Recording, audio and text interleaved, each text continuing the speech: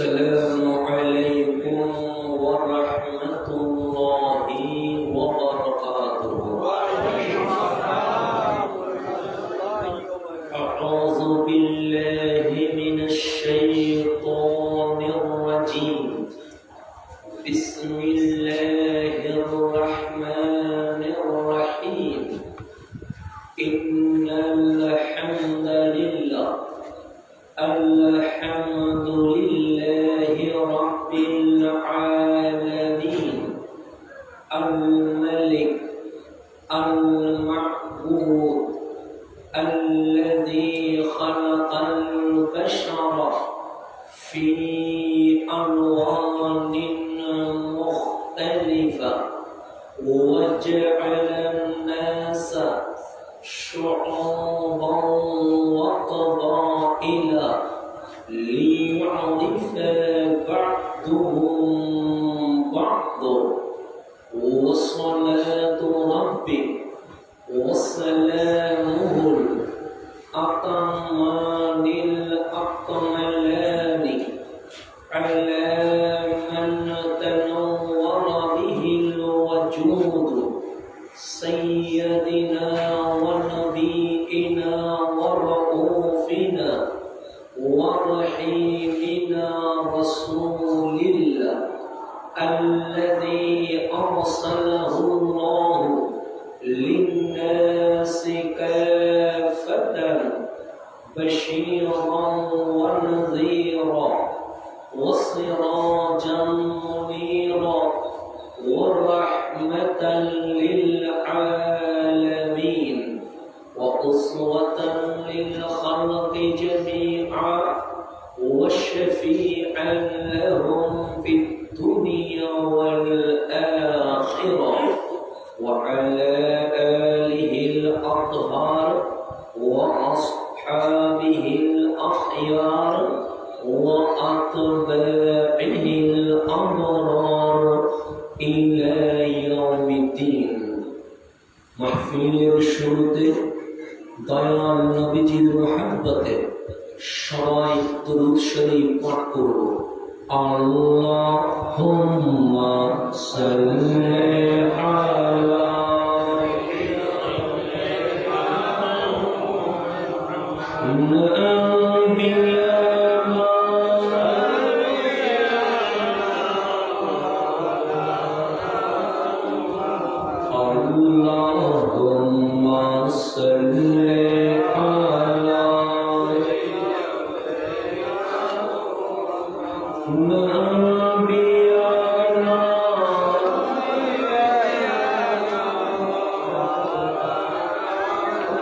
حسبي ربي جل الله ما في قلبي نور محمد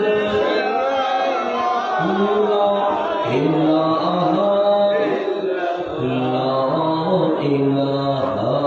إلا الله لا إله سبحان الله والحمد لله لا إله لا إله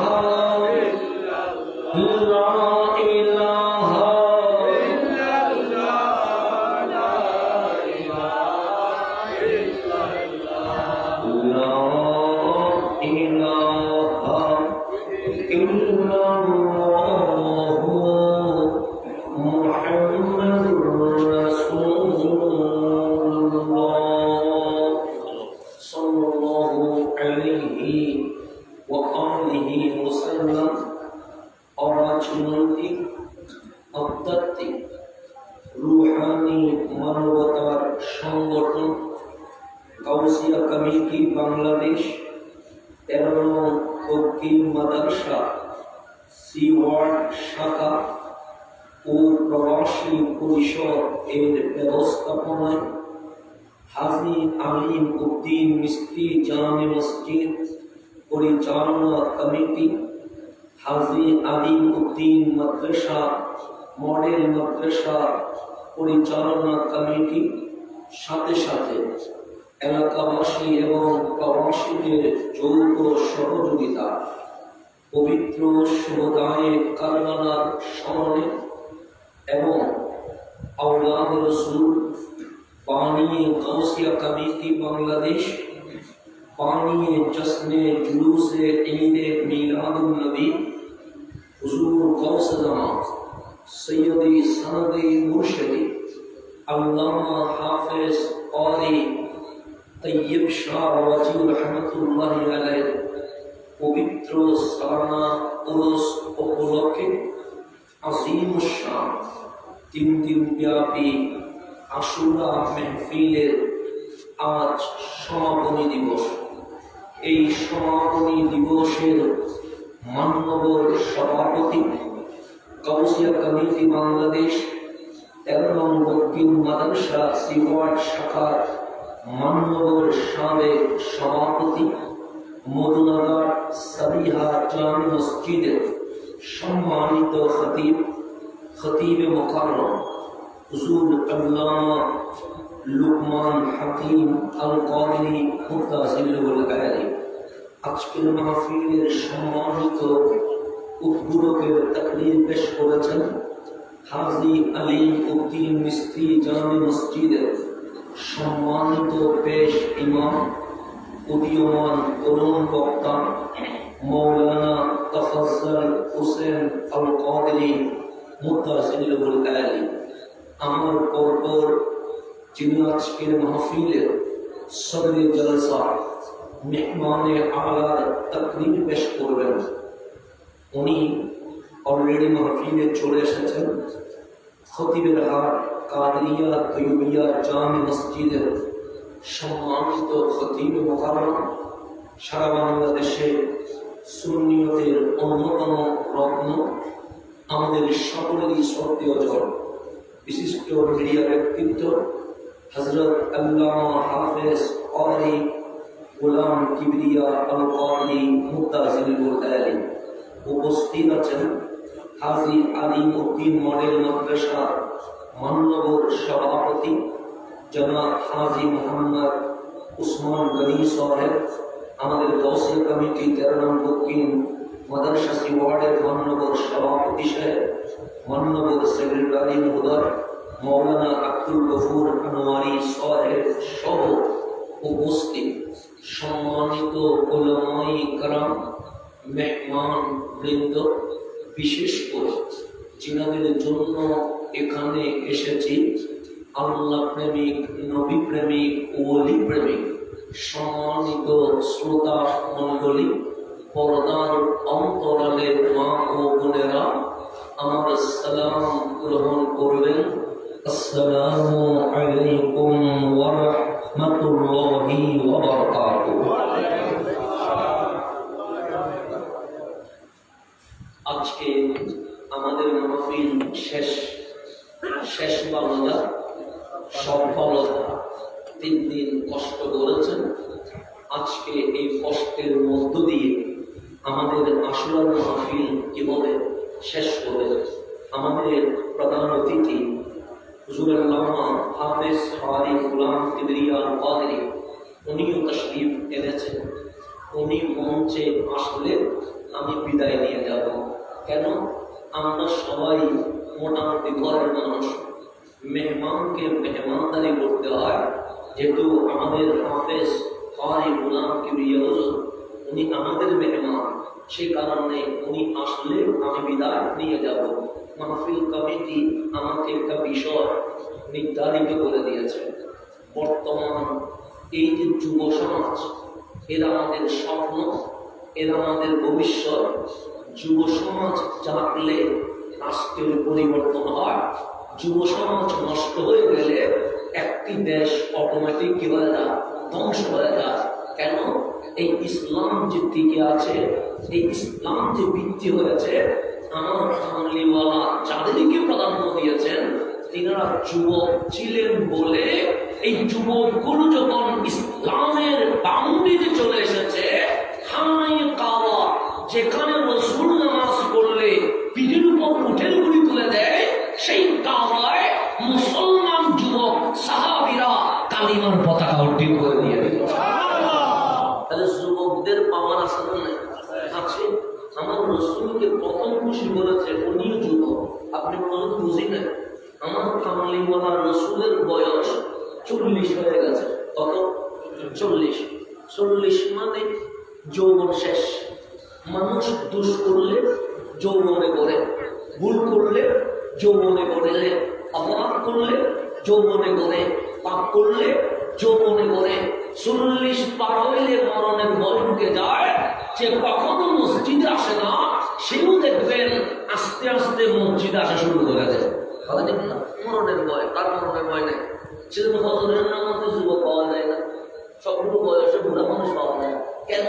এই মানুষটা মনে মনে লাগতেছে যদি কালকে মারা যায় আল্লাহর সামনে চেহারা দেখাবো কেমনে। আর যুবক ভাবতেছে সময় তো আছে, আস্তে দিনে যাবো আর কি। 40 বছর আমার নবী মক্কায় ছিলেন, ইসলামের দাওয়াত দেয় নাই, কালিমার দাওয়াত দেয় নাই। কেন?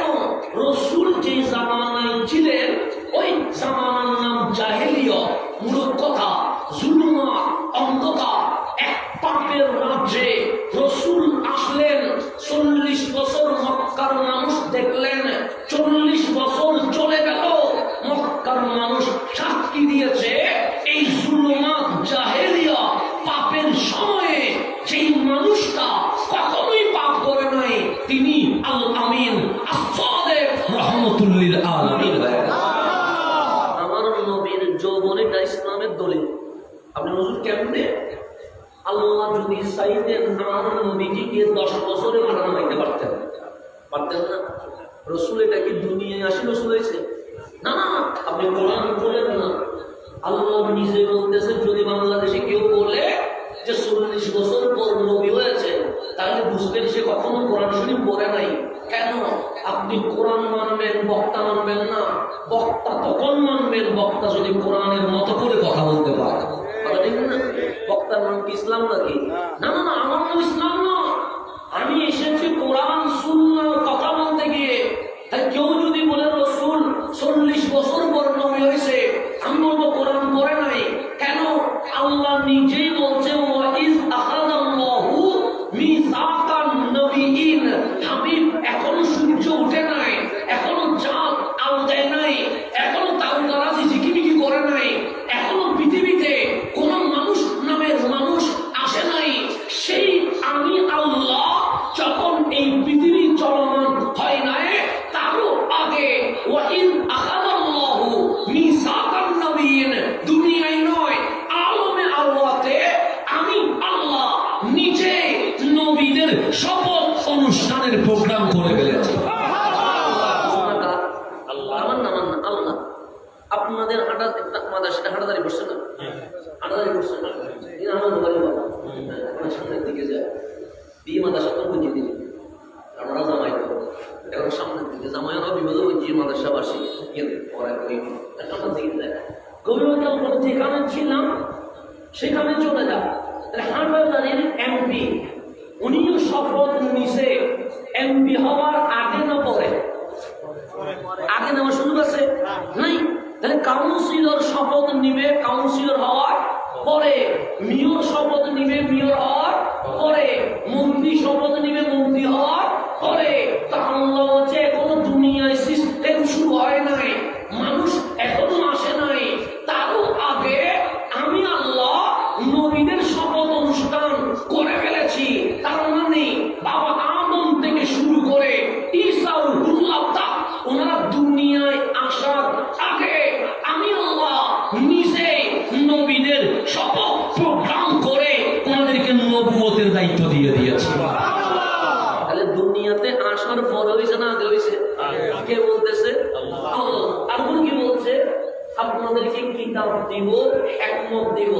হিকমত মানে প্রজ্ঞা, কিতাব মানে আসমানি কিতাব। এগুলোর মাধ্যমে আপনারা কি দিবেন? দাওয়াত দিবেন। সুম্মা জাআকুম, সুম্মা মানে এরপর, যা মানে আসবে, কোন মানে আপনাদের মাঝে। আমাদেরকে বলে নাই, নবীদেরকে বলছে সুম্মা জাআকুম রাসূলুন মুসাদ্দিকুন। আখেরি পয়গম্বর এসে আমি আল্লাহ যে শপথ অনুষ্ঠান করালাম সেখানে স্বাক্ষর করলাম না, সত্যায়ন করলাম না, আমার হাবিব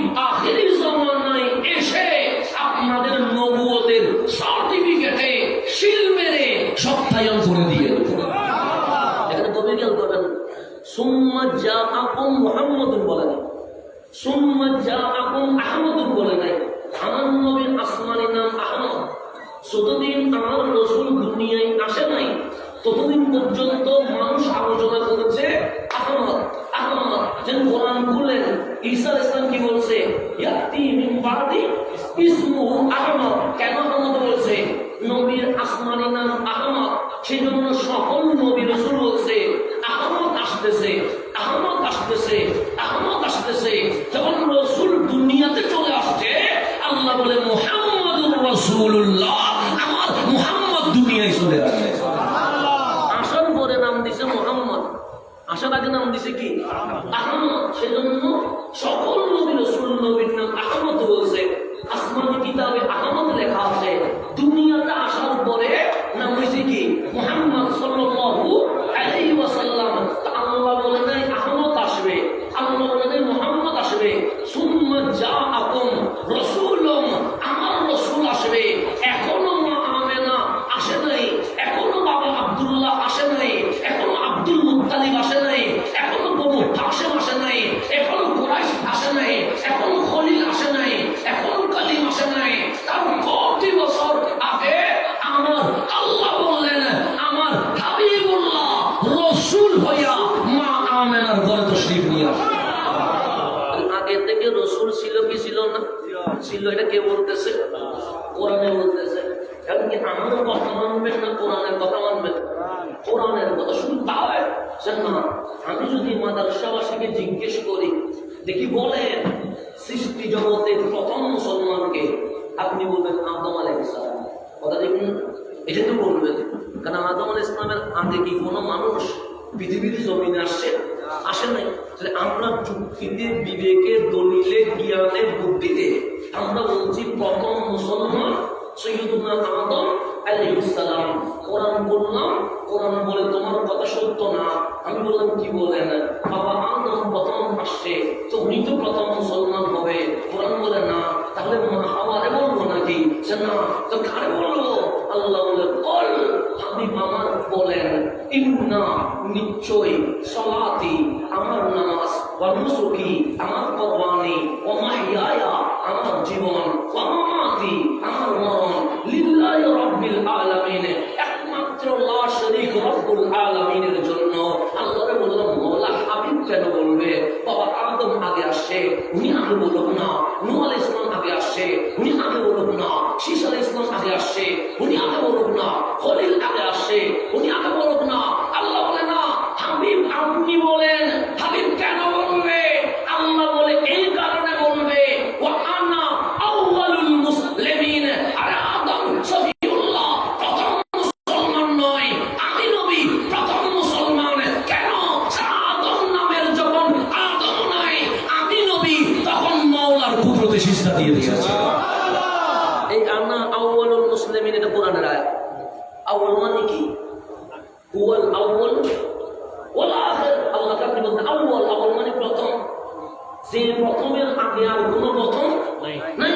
আর সেই প্রথম আল্লাহ, মানে যিনি প্রথম, তার আগে কোনো প্রথম নাই। তিনি বলতেছেন আপনি মুসলমান মানে কি? যিনি আল্লাহরে সিজদা দিয়েছে, যিনি কালিমা পড়ছে, যিনি ঈমান আনছে। আল্লাহ বলে আমার হাবিব প্রথম মুসলমান।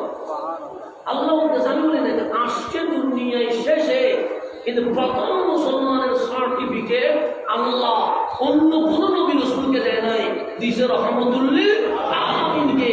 কেন? যে সৃষ্টিগুলো যখন কিছুই নাই, তখন আমি আল্লাহ আমার হাবিবকে বানিয়ে ফেলেছি। সেই কারণে তিনি প্রথম আসলেন সবার শেষে। এটা হচ্ছে নিয়ম। যিনি প্রধান অতিথি হয় উনি সবার শেষে আসতে হয়। আসছেন সবার শেষে। এখন আসলে আমি যেখানে ছিলাম সেখানে চলে যেন আমার বিষয় যুবকরা বর্তমান মাদক, জুয়া, ইফটিজিং এগুলোর মধ্যে জড়িয়ে যাচ্ছে। কোরআন সুন্নাহর আলোকে সমাধানে কি? এবং আমি রাসূলের পাকের জীবন নিয়ে যেটা বলতে চাইলাম, রাসূল আসছেন মা আমেনার ঘরে রাসূল হইয়া, উনি আসছে মুসলমান হইয়া, উনি আসছেন নবী হইয়া, উনি আসছেন রহমতুল্লিল আলামিন হয়ে। 40 বছর পরে কেন অ্যানাউন্স করলেন, এলান করলেন, প্রকাশ করলেন আমি নবীউল্লাহ, আমি রাসূলুল্লাহ। 40-এর আগেও তো করা যায়। করে নাই কেন? আল্লাহ বলে, হাবিব আপনি দাওয়াত দেন। কয় বছর বয়সে? 40 বছর বয়সে। ইকরা বিইসমি রাব্বিকাল্লাযী খালাক, আপনি দাওয়াত দেন।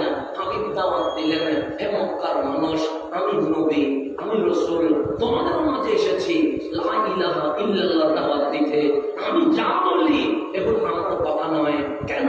সুবহানা ইয়ান্তিকু আনিল হাওয়া ইন হুয়া ইল্লা ওয়াহয়ু ইউহা। আমার ঠোঁট আছে, আমার জিহ্বা আছে, আমিও কথা বলি, তোমরাও কথা বলো। তোমাদের কথা আমার কথার মধ্যে পার্থক্য কি জানো?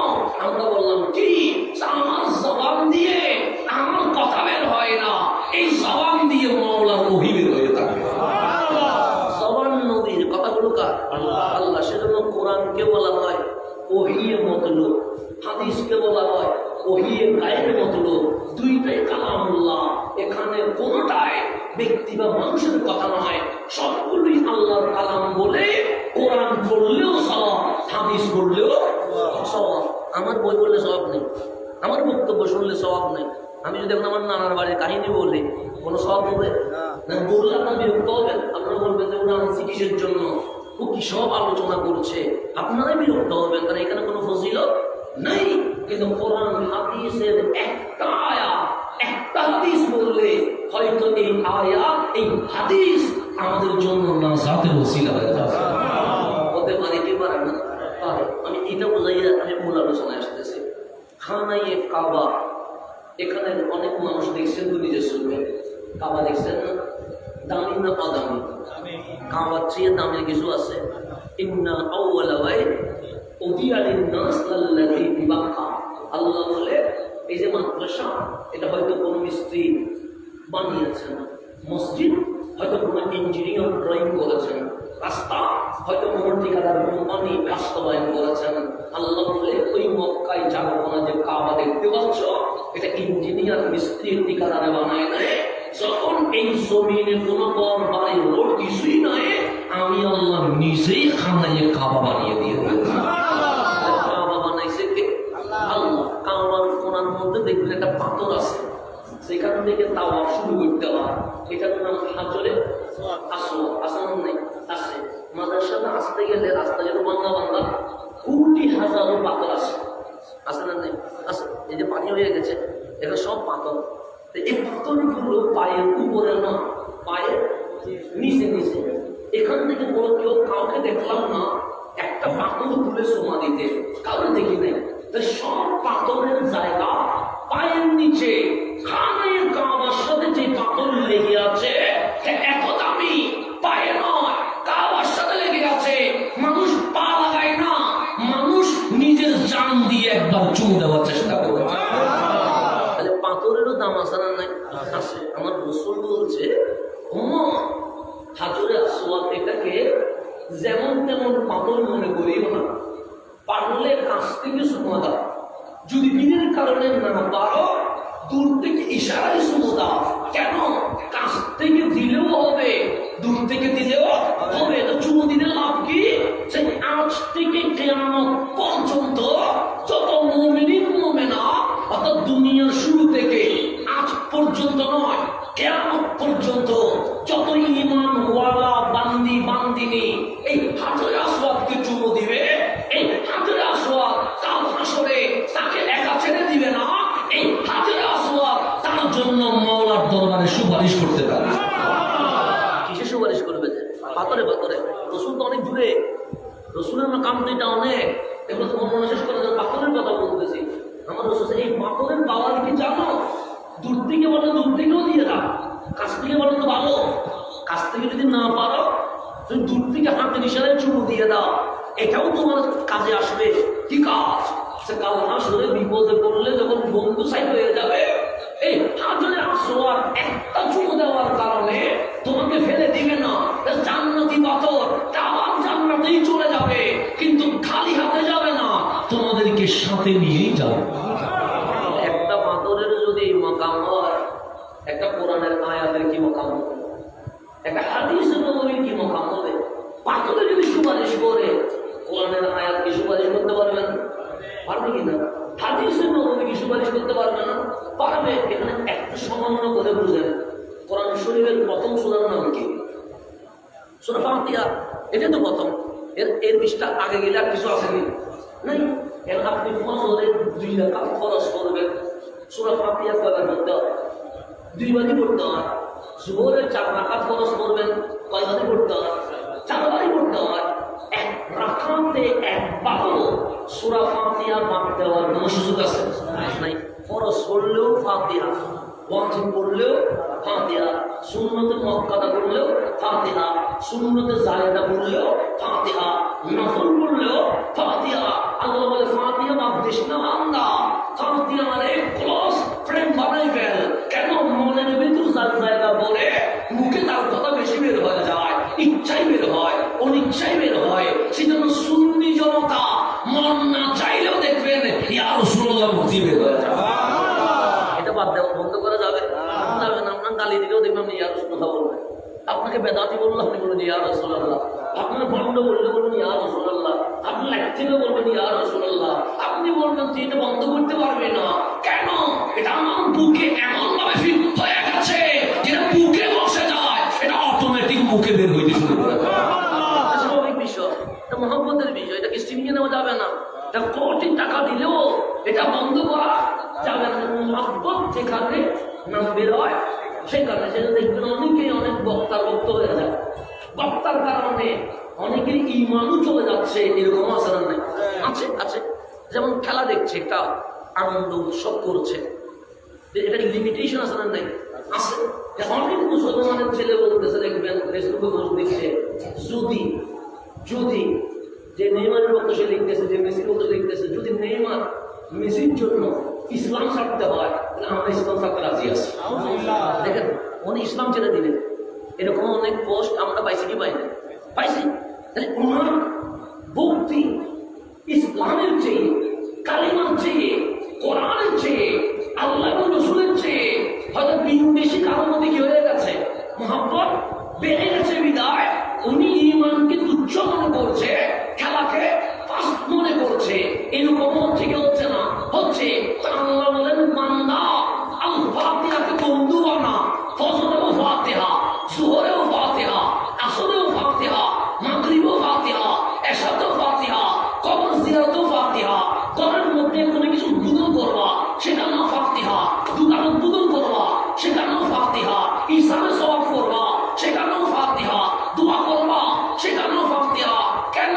আপনি গভীরভাবে দেখবেন সূরা ফাতিহায় আল্লাহ আয়াত দিয়েছে 60টা। কয়টা আয়াত দিয়েছে? আলহামদুলিল্লাহ থেকে ওয়ালাদ-দাল্লিন পর্যন্ত গুনে দেখেন আয়াত 60। তাহলে জিজ্ঞেস করেন মওলা প্রথম সূরা 6 আয়াত দিলে হয় না? আল্লাহ হবে না। 8, 9, 10, 11 এরকম দিলে হয় না? আল্লাহ হবে না। কেন বললে? আল্লাহ আয়াত কয়টা? আমরা বললাম 60টা। আল্লাহ বলে ফাতিহাটা কি? আমরা বললাম মালিক এটা কালামুল্লাহ। তোর সাথে সম্পর্ক কেমন? আমি বলবো এমন কোনো দিন যায় নাই আমি সূরা ফাতিহা পড়ি নাই। ফাতিহা বললে কি আপনাদের বিরক্ত লাগে না? আমি যদি 3বার জিজ্ঞেস করি কেমন আছেন, প্রথমবার বললাম আলহামদুলিল্লাহ ভালো আছি, দ্বিতীয়বার জিজ্ঞেস করলাম কেমন আছেন, তখন আমি বললাম আলহামদুলিল্লাহ আছি, তৃতীয়বার বললাম কেমন আছেন, আপনি দৌড়বিয়া আপনি বারবার কেমন আছেন জিজ্ঞেস করতেছেন। একটা কথা শুনলে বিরক্ত লাগে, কিন্তু ফাতিহা যত পড়বেন বিরক্ত লাগে না, আরো বেশি শুনতে পড়তে মন চায়। ফাতিহার মধ্যে আসে না? নাই আসে। আমি এক কথা 3বার বললাম আপনি বিরক্ত হয়ে যাবেন, কিন্তু আল ফাতিহা বারবার বলছেন, বুড়া হয়ে গেছেন, এরপর আপনি বলবেন আমার বিরক্ত লাগতেছে আজকে আমি ফাতিহা ছাড়া নামাজ করবো। এই কথা এখনো পর্যন্ত কোনো মুসলমান বলতে পারে নাই। আল্লাহ বলে বান্দা এমনও হতে পারে তোমার নামাজ আমি কবুল নাও করতে পারি, তোমার নামাজের নামে হয়তো বা গণার মধ্যে নাও আনতে পারি, হয়তো তোমার সিজদা আমার দরবারে কবুল নাও হইতে পারে। আমরা আমল দিয়ে জান্নাতে যাব এরকম কোনো গ্যারান্টি ওয়ারেন্টি দিতে পারবো? আল্লাহ বলে বান্দা তুই না পানি পান করছিস না? আমরা যদি বলে হ্যাঁ করছি। পানি কি কোনো কেউ দিয়েছিল? আমি বলবো আল্লাহ দিয়েছিল। ফজলে আমরা 3-4 গ্লাস তো খাইছি, জোহরে আমরা বলবো অনেক 3-4 গ্লাস তো গেছে, বিকেলে আরো 2-3 গ্লাস তো গেছে, রাতে আরো 2-3 গ্লাস তো গেছে। ডেলি আমরা না হইলেও কমপক্ষে 10 গ্লাস পানি পান করি কি করি না? কমপক্ষে করি। 10 গ্লাস তো হয়, একটু বেশি হবে, কম হওয়ার কোনো সুযোগ নাই। কারণ ফজলে যদি 3 ধরেন, জোহরেও যদি 3 ধরেন, 6 গ্লাস সেখানে চলে গেছে। আর বিকেল পর্যন্ত যদি আরো 2-3 ধরেন সেখানেও প্রায় 8 হয়ে গেছে। রাত্রে গিয়ে যদি আরো 2-3 গ্লাস করেন, 11-12 গ্লাস পানি কমপক্ষে আমরা পান করি। গরম হইলে আরো বেশি করি, গরমকাল হলে। তাহলে আল্লাহ যদি বলে 1 গ্লাস সমান ফজরের নামাজ কেটে দিয়েছি, 2 গ্লাস সমান জোহরের নামাজ কেটে দিয়েছি, 3 গ্লাস সমান আসরের নামাজ কেটে দিয়েছি, 5 গ্লাস সমান 5 ওয়াক্ত নামাজ কেটে দিয়েছি, এরকম যদি 1 গ্লাস দিয়ে 1 ওয়াক্ত নামাজ কাটা শুরু করে পানির ভেতরে আমল সব কি হয়ে যাবে, চলে যাবে। আমাদের হিসাব করে চাউলের হিসাব, ডালের হিসাব, মাছের হিসাব, গোস্তের হিসাব, তারপর তোমাকে যে বিশ্বাস দিচ্ছি অক্সিজেনের হিসাব, এগুলো যদি মিটে যায় এই আমল দিয়ে আমরা কেউ জান্নাতে যেতে পারবো। সেজন্য আল্লাহ বললে জান্নাতে আপনিও যাইতে পারবেন না, আমিও যাইতে পারবো না, এই পৃথিবীতে কেউ জান্নাতে যেতে পারবে না। একমাত্র একটাই আশা, আল্লাহ দয়া করলেই বান্দা কোথায় যেতে পারবে, জান্নাতে যেতে পারবেন। আমরা যদি বলে বান্দা আমাদেরকে সুন্দর লাগে না, আমরা নামাজ যে পড়ি কাবার দিকে দাঁড়ায়, মন কি আর মসজিদে থাকে না, এটা দুনিয়াতে ঘুরে। এরকম সমস্যা মন দিয়ে নামাজ পড়লে আল্লাহকে কবুল করবে না, এটা কবুল করার প্রশ্নই আসে না। আমরা রোজা রাখি, দেখবেন রোজার মধ্যে দ্রব্যমূল্যের দাম কমে না বাড়ে, বাড়ে। এবং ব্যবসা বাণিজ্য সত্য কথা বলে না মিথ্যা কথা বলে, মিথ্যা কথা বলে। আপনি শপিং মলে গেলে দেখবেন যদি বলে এটা নারায়ণগঞ্জের সেই ফানির ওই পানের ওখান থেকে কাপড় আনি বলে ইন্ডিয়ার কাপড়, এটা চাইনার কাপড়, এটা জাপানের কাপড়। রমজানে আসি মিথ্যা কথা কমে না, বাঙালিদের কাছে মিথ্যা কথা আমি গুটি গুটি হয়ে যায়, বেড়ে যায়।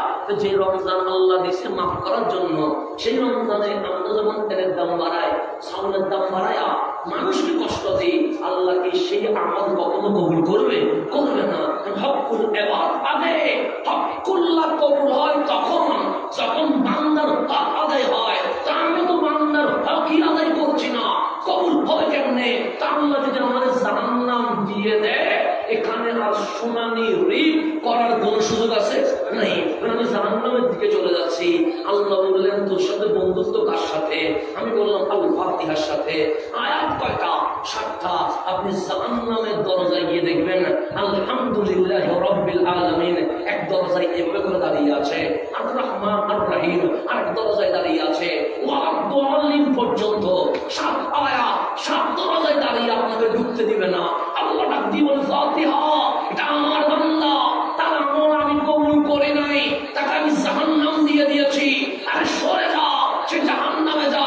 আল ফাতিহা বলে মওলা যে দুনিয়ায় ফজরে আমারে ছাড়ে নাই, জোহরে আমারে ভুলে নাই, আসরে আমাকে বাদ দেয় নাই, মাগরিব এশাতে আমারে ছাড়ে নাই, যে দুনিয়ায় আমারে ভুলে নাই, আখিরাতে আমি তারে ভুলতে পারবো না। আমার সামনে সে জাহান্নামে যাবে, আমি মানতে পারবো না। তখন আল্লাহ বলে কি চাও? আল ফাতিহা বলে মালিক তুমি আল্লাহ, আমি সিফাতুল্লাহ কালামুল্লাহ, তোমাকে সুপারিশ করছি বান্দারে মাফ করে জান্নাত দিয়ে দাও। ফাতিহার সুপারিশ আমার মালিক কবুল করে আপনাকে আমাকে দেখে জাহান্নাম কেটে দিয়ে বলবে ফাতিহার সুপারিশ কবুল হইল, তোমাকে আমি জান্নাত গিফট করে দিয়ে দিয়েছি। এরকম পাওয়ার আসার নাই আছে, সেজন্য বন্ধুত্ব করার সময় একটু খেয়াল করবেন। আমার বন্ধু না আমাদের কোথায় নিয়ে যাচ্ছে।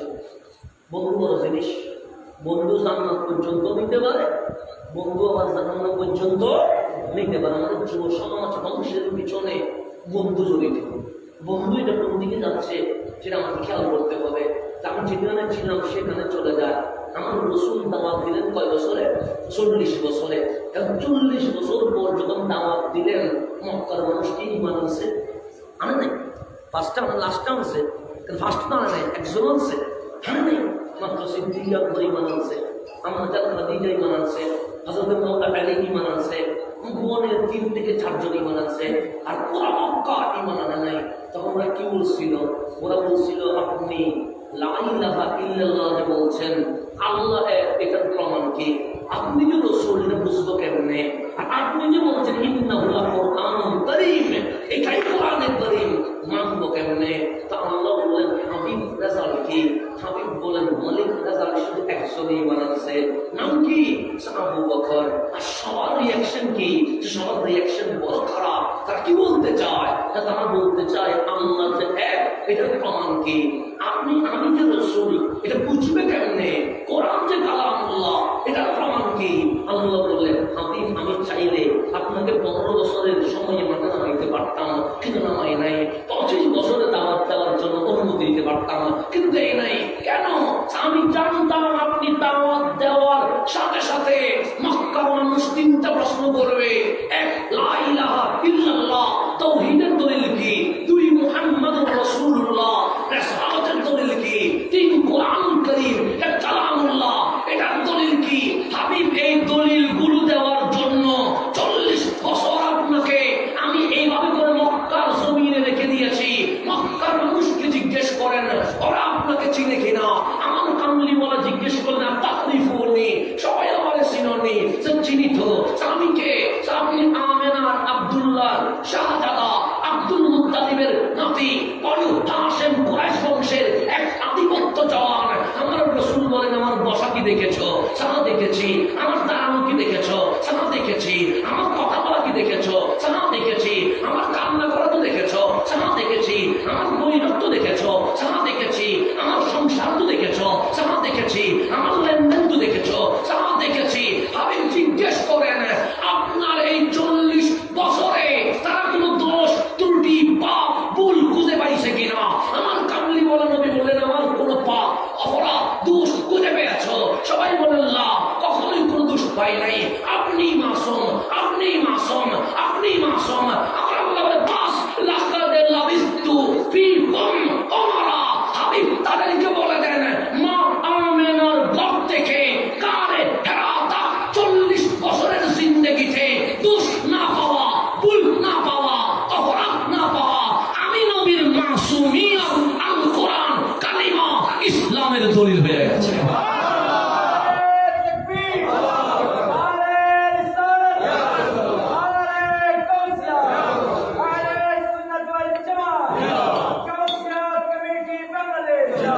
যৌবন সোনালি হওয়া ইসলামের দলিল, যৌবন নিষ্পাপ হওয়া এটা কালিমার দলিল, যৌবন কলঙ্কমুক্ত হওয়া এটাই আপনার মানুষত্ব ব্যক্তিত্বের প্রতীক।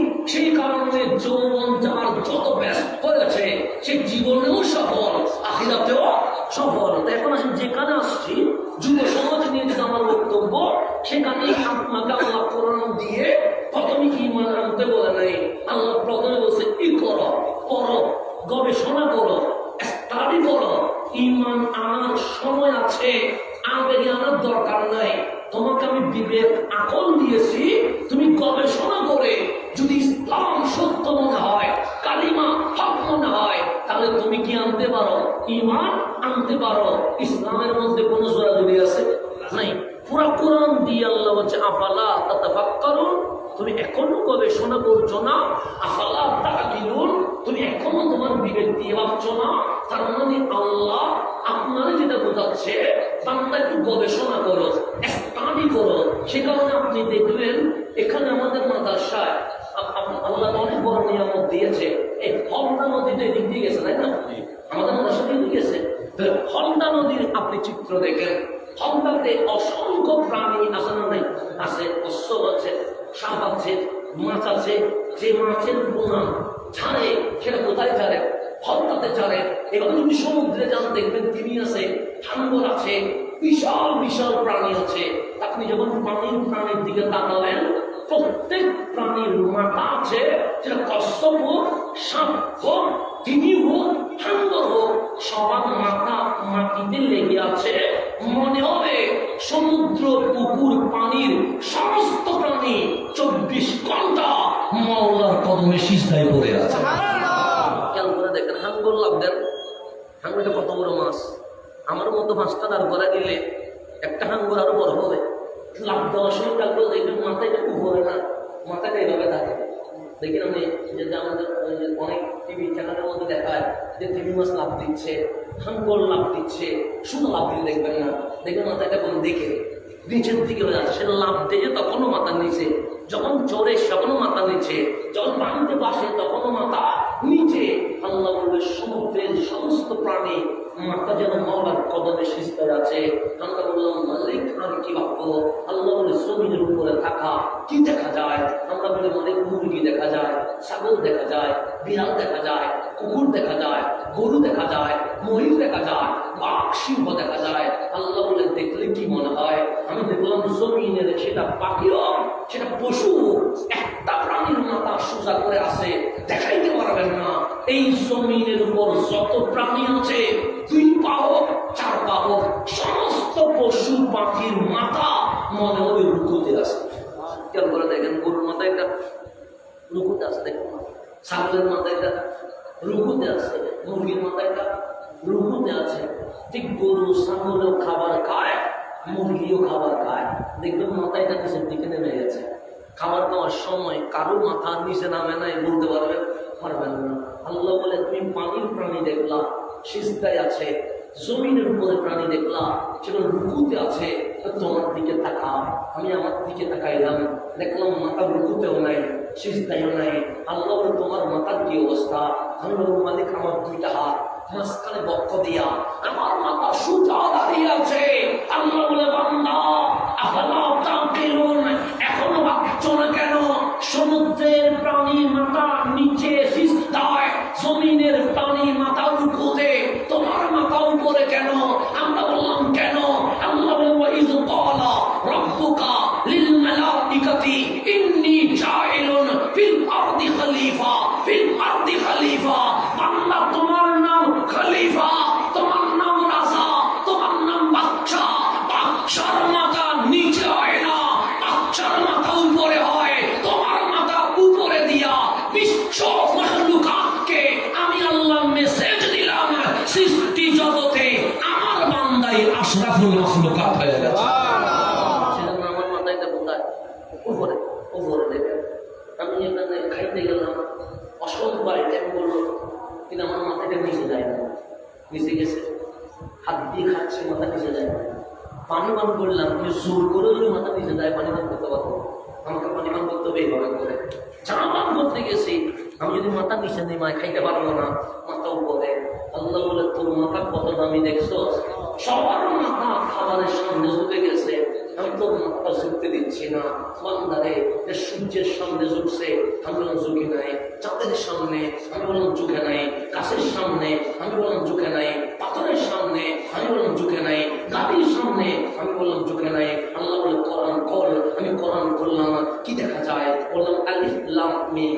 আল্লাহ আরো সামনে যা, আমি দেখলাম। আল্লাহ বলে কি দেখা যায়? আমি বললাম আলহামদুলিল্লাহ রাব্বিল আলামিন। আল্লাহ আরেকটু উপরে ওঠ, আমি উপরে উঠলাম। আল্লাহ বলে কি দেখা যায়? আমি বললাম বিসমিল্লাহির রহমানির রহিম। আল্লাহ আরো উপরে, আমি বললাম মালিক বিসমিল্লাহ উপরে কিছু নাই। আল্লাহ বলে কোরআন মানে কি? আমি বললাম কালামুল্লাহ। কালামুল্লাহ মানে কি? আমি বললাম মাওলা বান্দার সাথে কথা বলা। আল্লাহ বলে তাহলে প্রথম আয়াত কি? আমি বললাম মালিক বিসমিল্লাহির রহমানির রহিম। প্রথম শব্দ কি? আমি বললাম বা। আল্লাহ বলে আলিফ আছে না? আমি বললাম আছে। তামা জিম আছে না? আমি বললাম আছে। তারপর মালিককে আলিফ দিয়ে শুরু করতে পারি না? আমি বললাম অবশ্যই পারেন। তামা জিম দিয়ে শুরু করতে পারি না? আমি বললাম অবশ্যই পারেন। রা সা সিন শিন দিয়ে শুরু করতে পারি না? আমি বললাম অবশ্যই পারেন। আল্লাহ বলে আফালা তাকিলুন, এখন তুই ভাবতে পারিস নাই কেন বা দিয়ে শুরু করলাম? আমি বললাম মালিক কেন? আল্লাহ বলে তোর মাথা কোথায়? আমি বললাম উপরে। বাবার মধ্যে একটা ফোঁটা আছে না? আমি বললাম আছে। এটা কোন দিকে? আমি বললাম নিচের দিকে। আল্লাহ বলে বান্দারে বিসমিল্লাহ বা দিয়ে শুরু করলাম এই কারণে, যেই মাথা সূর্যের সামনে, চাঁদের সামনে, কাবারের সামনে, গাছের সামনে, গাড়ির সামনে ঝুঁকে নাই, সেই মাথা পায়ের ফুটার মতো, বিসমিল্লাহ পায়ের ফুটার মতো, ওই মাথা না হাত পা মাটিতে লাগায়া সবচেয়ে নিচু হইয়া বল সুবহান রাব্বিয়াল আলা। আমি উপরে নয়, আমার রবি সবার উপরে। তুমি বিসমিল্লাহর বার ফোটার মতো একদম কি হয়ে যাও, নিচু হয়ে যাও। মানে নিচে হইলে কি হবে? আল্লাহ যে যত বেশি নিচে নামতে পারবে, আলহামদুল আলিফের মতো তাকে আমি লৌহ কলম আরশের চেয়ে দাবি করে দিয়ে দেব। আমাদেরকে ঝুঁকতে হবে কার সামনে? আল্লাহর সামনে। নজরে খেয়াল করে দেখবেন, আমার নাম মাথাটা উপরে দিছে কেন? আমার নাম খলিফা, আমার নাম রাজা, আমার নাম বাদশাহ। কার দরবারে? আল্লাহ সেটা জান্নাতে সিংহাসনের মতো সাজাইছে আল্লাহ। কেন? বাদশাহ তো সিংহাসনে ঘুমাইতে হবে, বাদশাদের রাজপ্রসাদ থাকতে হবে, বাদশাদের বাংলো থাকতে হবে। তো বাদশারা নর্মাল টিন এগুলো কমেন বেড়া, এগুলো থাকতে পারবে না। সেজন্য আল্লাহ নবী জান্নাতের বালাখানা বানাইছি। কেন? আমার বান্দার আমি বাদশা বানাইছি। তো বাদশা নরমাল জায়গায় থাকবে না, বাদশা বাদশাহীর মতো বালাখানায় থাকবে বলে আমি মালিক তাদের জন্য জান্নাত সাজিয়ে দিয়েছি। যেন বাদশা একটা মাকাম আছে না নেই, সেই মাকামে থাকবে। তা আল্লাহর কাছে বাংলাদেশের প্রধানমন্ত্রী বাদশা না, বাংলাদেশের রাষ্ট্রপতি বাদশা না। আল্লাহর কাছে বাদশা হচ্ছে যাদেরকে বলছে কুল্লিয়া ইবাদি, যাদেরকে আল্লাহ ইবাদি ডাক দিয়েছে তারাই আল্লাহর কাছে বাদশা। তাদের জন্য মালিক কি বানিয়ে দিয়েছে? জান্নাত বানিয়ে দিয়েছে। এবং গভীর খেয়াল করবেন, আল্লাহ আমাদেরকে বিবেক দিয়েছে। কি দিয়েছে? বিবেক। বিবেকের মধ্যে কয়েকটা জিনিস আছে। গরু ছাগলও খায়, আমরাও খাই। গরু ছাগলও ঘুমায়, আমরাও ঘুমাই। গরু ছাগলের বাচ্চা হয়, আমাদেরও বাচ্চা হয়। তিনটি মূল জিনিস, ঘুমানো, খাওয়া, সংসার করা। এই তিনটা জিনিস যেমন মানুষের কাছে পাওয়া যায়, ঠিক একই তিনটা জিনিস পশু পাখির কাছেও পাওয়া যায়। কি যায়? গোয়াল করে যান, দেখবেন গরু খাচ্ছে, না হয় ঘুমাচ্ছে, না হইলে বাচ্চা হচ্ছে। তিনটা থেকে যে কোনো একটা খালি নেই, তিনটা জিনিস করছে। হয়তো বা ঘুমাবে, না হয় খাবে, না হইলে বাচ্চা উৎপাদন করবে। তা আমার কাছ কি? খাওয়া, ঘুমানো, বাচ্চা উৎপাদন করা। এই তিন মূল জিনিসের মধ্যে পশু পাখি আর বান্দার মধ্যে কোন পার্থক্য আছে? না। বান্দা সারা কেন? আল্লাহ বলছে ওয়াআল্লামা আদামাল আসমাআ কুল্লাহা। খাওয়ার দিক থেকে বান্দা সারা নয়, ঘুমানোর দিকে বান্দা সারা নয়, বাচ্চা উৎপাদনের দিক থেকে বান্দা সারা নয়। বান্দার আমি একটা স্পেশাল কোয়ালিটি দিয়েছি। সেটা কি? আমি আল্লাহ আমার বান্দারে এলম দিয়ে দিয়েছি। এলমের মাধ্যমে বান্দা কি হয়ে গেছে? দামি হয়ে গেছে। এবার এলম নেওয়ার তিনটা স্টেপ আছে। কয়টা স্টেপ? তিনটা। প্রতিভা খেয়াল করবেন। আজকে এটা মনে করে ক্লাস নিচ্ছি, ক্লাসে পড়াই যাচ্ছি, ছাত্রদেরকে যেভাবে পড়ায় আমি সেভাবে বলছি। এলম নেওয়ার তিনটা স্টেপ আছে। এক নম্বর, পঞ্চ ইন্দ্রিয় বলা হয়। আল হাওয়াস আল খামসা। ইন্দ্রিয় কয়টা? পাঁচটা। চোখ, কান, নাক, জিহ্বা, হাত। এই পাঁচটা দিয়ে এলম নেওয়া যায়। এটা দিয়ে যেমন আমরা এলম নিতে পারি, তেমন গরু ছাগল এলম নিতে পারে। গরু যখন ঘাস থেকে সেটা জিহ্বা দিয়ে খায়, কথা ঠিক না? আমি যখন পানি দেখি এটা পান করে খাই না। তার মানে কি? গরুরও দেখার দৃষ্টিপাত আছে, জিহ্বার স্বাদ আছে। সেজন্য গরুটা আপনি যা দিবেন তা খাবে না। গরুর পছন্দের খাবার দিলেই গরু খাবে, কথা ঠিক কিনা? আমি চোখ দিয়ে যতটুকু দেখি ততটুকু জ্ঞান অর্জন করি, কান দিয়ে যতটুকু শুনি ততটুকু জ্ঞান অর্জন করি, নাক দিয়ে যতটুকু ঘ্রাণ নেই, সুগন্ধি না দুর্গন্ধ ততটুকু জ্ঞান অর্জন করি, জিহ্বা দিয়ে যখন খায় ঝাল মিষ্টি তিতা এটার জ্ঞান অর্জন করি, হাত দিয়ে যখন ধরি শক্ত নাকি নরম এটার জ্ঞান অর্জন করি। কিন্তু এই পঞ্চ ইন্দ্রিয় সবসময় সত্য কথা বলে না, মাঝে মাঝে মিথ্যা কথাও বলে। মাঝে মাঝে কি বলে?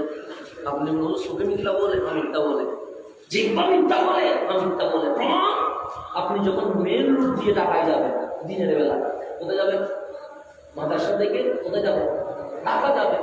হাইওয়ে রোডে যখন উঠে যাচ্ছেন, দুপুরবেলা সূর্যের তাপ যখন বেড়ে গেছে, গাড়ির গ্লাস দিয়ে যখন তাকাবেন দেখবেন মনে হবে রাস্তার মাঝখানে পানি আছে, গিয়ে দেখবেন পানি নাই।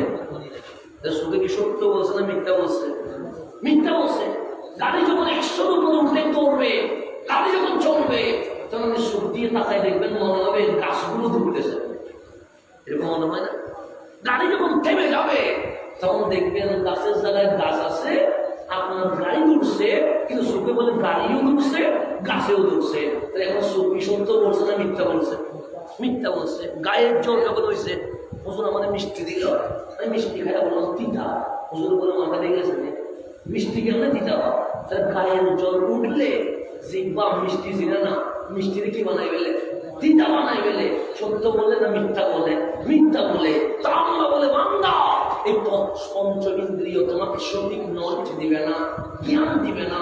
সেই কারণে পঞ্চ ইন্দ্রিয় তোমারও আছে, পশুরও আছে।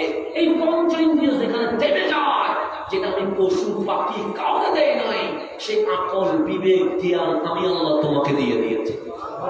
এখন আমার বিবেক আছে না? নাই, আছে। এখন আপনি সুখে দেখতেছেন ধোঁয়া, সুখে কি দেখতেছেন? ধোঁয়া। কিন্তু আপনার বিবেক বলতেছে ধোঁয়া না, নিচে আগুন আছে। এটার নাম বিবেক। এটার নাম কি? বিবেক আমাকে মান্তিক করাচ্ছি, যেটাকে এলমুল কালাম বলা হয়। আপনি সুখে দেখতেছেন ধোঁয়া, কিন্তু বিবেক বলতেছে ধোঁয়ার নিচে কি আছে? আগুন আছে। ঠিক আপনার বিবেক সুখে দেখতেছেন বাস ড্রাইভার ছাড়া চলে না, নৌকা মাঝি ছাড়া চলে না, জাহাজ নাবিক ছাড়া যায় না, বিমান পাইলট ছাড়া যায় না। আপনি সুখে দেখতেছেন, হঠাৎ আপনার ব্রেন বলে উঠছে যদি নৌকা মাঝি ছাড়া না যায়, বাস যদি ড্রাইভার ছাড়া না যায়, জাহাজ যদি পাইলট ছাড়া না যায়, খোদার কসম এই পৃথিবীর একজন রব আছে, রব ছাড়া কখনো পৃথিবী চলতে পারে। তাহলে বিবেক বলতেছে লা ইলাহা ইল্লাল্লাহ, বিবেকে বলে দিচ্ছে লা ইলাহা ইল্লাল্লাহ, আল্লাহ আছে। কারণ আমি যখন শুক্রবেলা আমার মা না খাওয়াইলে আমি খাইতে পারি না, আমার বাবা পরিষ্কার করে না দিলে আমি পরিষ্কার হইতে পারি না। শুক্রবেলায় কি নিজে নিজে চলতে পারে না, যাওয়া মাত্র শক্তি চলে আসে, নিজে নিজে চলে, বৃত্ত হইতে দেরি। আমার বাচ্চা না খাওয়াইলে আমি খাইতে পারি না, আমার বাচ্চা আমাকে ওয়াশরুমে না নিয়ে গেলে আমি পরিষ্কার হইতে পারি না। আল্লাহ বলে যৌবন কাল বাদ দিলে তোর বাচ্চা কাল বাবা ছাড়া চলতে পারিস না, বৃদ্ধকাল সন্তান ছাড়া চলতে পারিস না। তুমি বান্দা হয়ে যদি একা চলতে না পারো, পৃথিবী রব ছাড়া চলতে পারে না। সুতরাং মেনে নিতেই হবে লা ইলাহা। এতটুকু ব্রেনে সাপোর্ট করে কি করে না করে, মিস্ত্রি ছাড়া বিল্ডিং হয় না, আপনি আল্লাহ ছাড়া পৃথিবী হবে কেমনে? আপনার বিবেক বলছে আল্লাহ আছে, এতে কোনো সন্দেহ নাই, কিন্তু আল্লাহ কি করলে খুশি হয় এটা আপনার বিবেক বলতে পারবে না। আল্লাহ কোথায় গেলে নারাজ হয় এটা আপনার বিবেক বলতে পারবে না। আল্লাহ কি কি কালাম করলে খুশি হয় এটা আপনার বিবেক বলতে পারবে না। আল্লাহ কি না করলে খুশি হয় এটা আপনার বিবেক বলতে পারবে না। কারণ আপনার বিবেক বলছে লা ইলাহা ইল্লাল্লাহ, আল্লাহ ছাড়া কোনো মাবুদ নাই। কারণ বিবেক বলছে আল্লাহ রে কি বললে তুমি খুশি হবে, আমার বিবেক বলতে পারতেছে না। কি তাই গেলে আল্লাহ নারাজ হবে, আমার বিবেক বলতে পারতেছে না।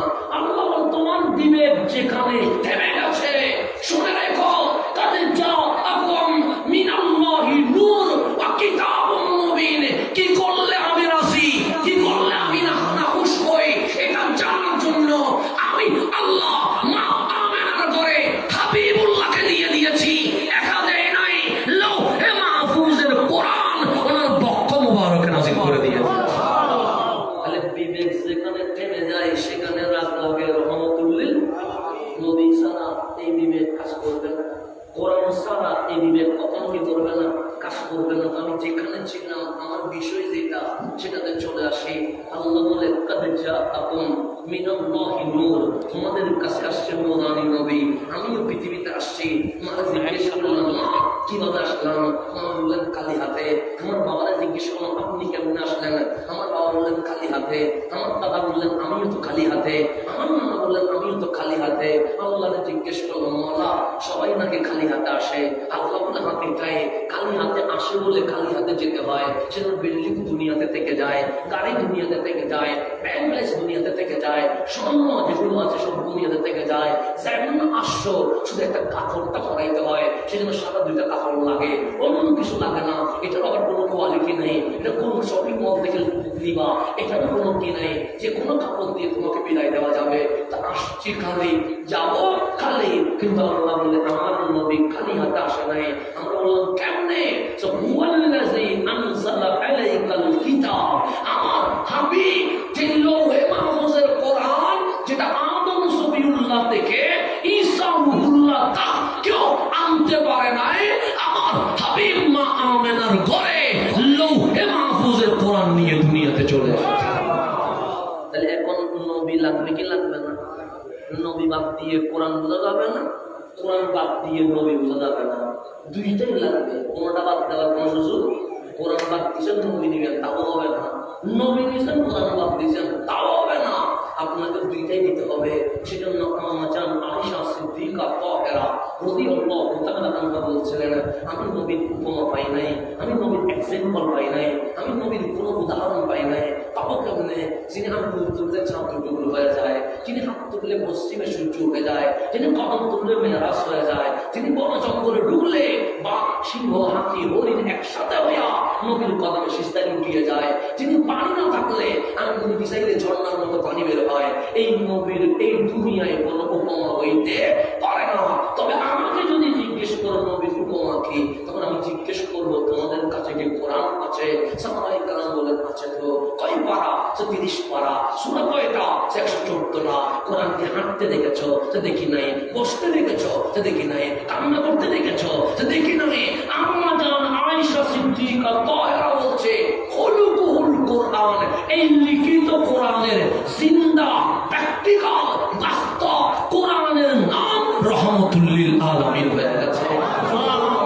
কোরআন কেমন হাসে? তুমি নবীর দিকে তাকাও। তোমার যদি মন চায় কোরআন কিভাবে কাঁদে, তুমি নবীর দিকে তাকাও। তোমার যদি মন চায় কোরআন কিভাবে বসে, তুমি নবীর দিকে তাকাও। তোমার যদি মন চায় নবী কিভাবে কোরআন কিভাবে দাঁড়ায়, তুমি নবীর দিকে তাকাও। তোমার কাছে যদি মন চায় কোরআন কিভাবে কথা বলে, তুমি নবীর দিকে তাকাও।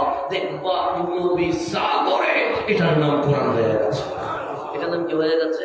কোরআন হয়েছে। কোরআন কি বলতেছে? মা আতাকুমুর রাসূল ফাখুযুহু, নবীর কাছে যা, নবী যাহা বলে না, যা নিষেধ করে তা বাদ দিয়ে দাও। তুমি হালাল হারাম জানতে চাও, কোরআন বলে তুমি আমাকে উল্টাইও না। কেন? তুমি কাঁচামরিচের কথা কোরআনে পাবা না, তুমি পেঁয়াজ রসুনের কথা কোরআনে পাবা না, তুমি কোন শীতকালে আর গরমকালে সবজির কথা বর্ণনা কোরআনে পাবা না। কেন? এত বিস্তারিত হওয়া সম্ভব না। তো হালাল হারাম কিভাবে জানবো? সেই ইউহিল্লু লাহুম আত-তাইয়্যিবা ওয়া ইউহাররিমু আলাইহিমুল খাবায়েস। তুমি রাসূলের দিকে তাকায় দেখো, উনি যা হালাল বলবে তা যে হালাল হয়ে যাবে, উনি যা হারাম বলবে তা কিয়ামত পর্যন্ত হারাম হয়ে যাবে। এক কথায় তুমি যদি নবী বুঝে যাও, তোমার কোরআন বোঝা হয়ে গেছে। তাহলে নবী থেকে কোরআন বাদ দেওয়া যায় না, কোরআন থেকে নবী বাদ দেওয়া যায় না। এখন আমি একটা ঘটনা বলে আপনাকে মূল আলোচনার দিকে নিয়ে আসতেছি, গভীরভাবে খেয়াল করবেন। মুসা আলাইহিস সালামকে চিনেন তো? নাম শুনছেন? চিনেন তো? আমি তোমাকে দেখি নাই, কারণ আপনাকে আমি কিভাবে বর্ণনা করবো মুসা আলাইহিস সালাম এটা দেখতে কেমন? কারণ আমি যেহেতু দেখি নাই। এখন কোরআনের 2-3 পৃষ্ঠা উল্টাইলে মুসা আলাইহিস সালামের কথা আছে না? আচ্ছা, উল্টা না, 2-3 পৃষ্ঠা উল্টে দেখবেন মুসা আলাইহিস সালাম, 2-3 পৃষ্ঠা উল্টে দেখবেন মুসা আলাইহিস সালাম। ওনাকে আল্লাহ এত বেশি মহব্বত করেছে, কোরআন শরীফের মধ্যে অধিক সংখ্যক যাদের নাম আসছে তার মধ্যে মুসা আলাইহিস সালামের নাম বেশি আসছে। তাহলে উনি দামি না অদামি? বেশি দামি। মানুষ তো বেশি গরম। কেমন গরম?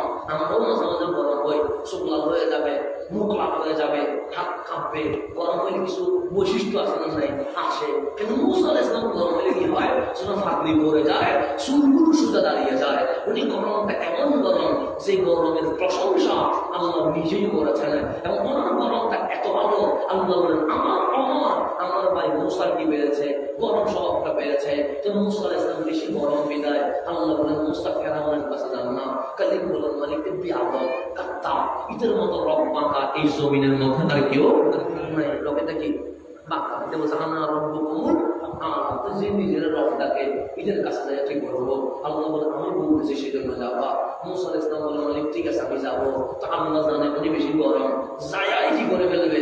গরম দিয়ে দিবে। আল্লাহ বলে ও মুসা, তারা গরম দিও না, কওলে লাইয়িন, নম্র ভাষায় দাওয়াত দিবা। কেন?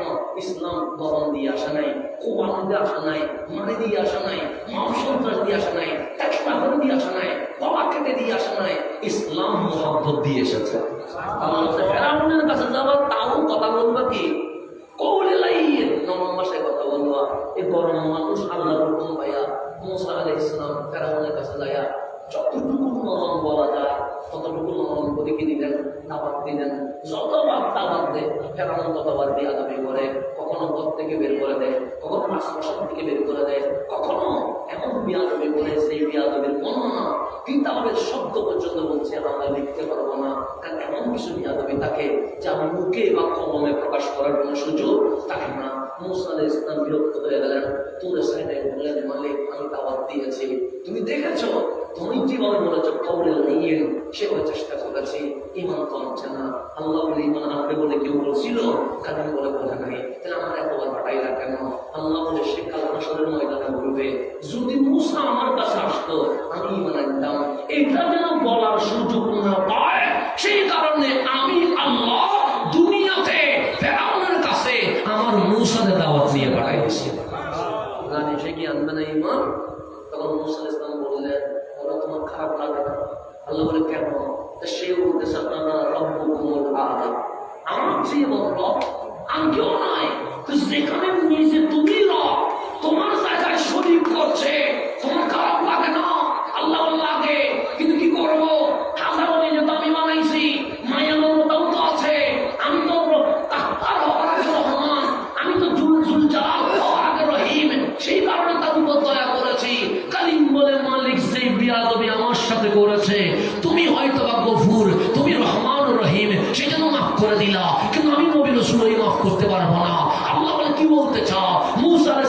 বিপদে বলছে, মালিক ফেরাউন সহ তার যত সৈন্যবাহিনী আছে সবাইরে ধ্বংস করে দিতে হবে।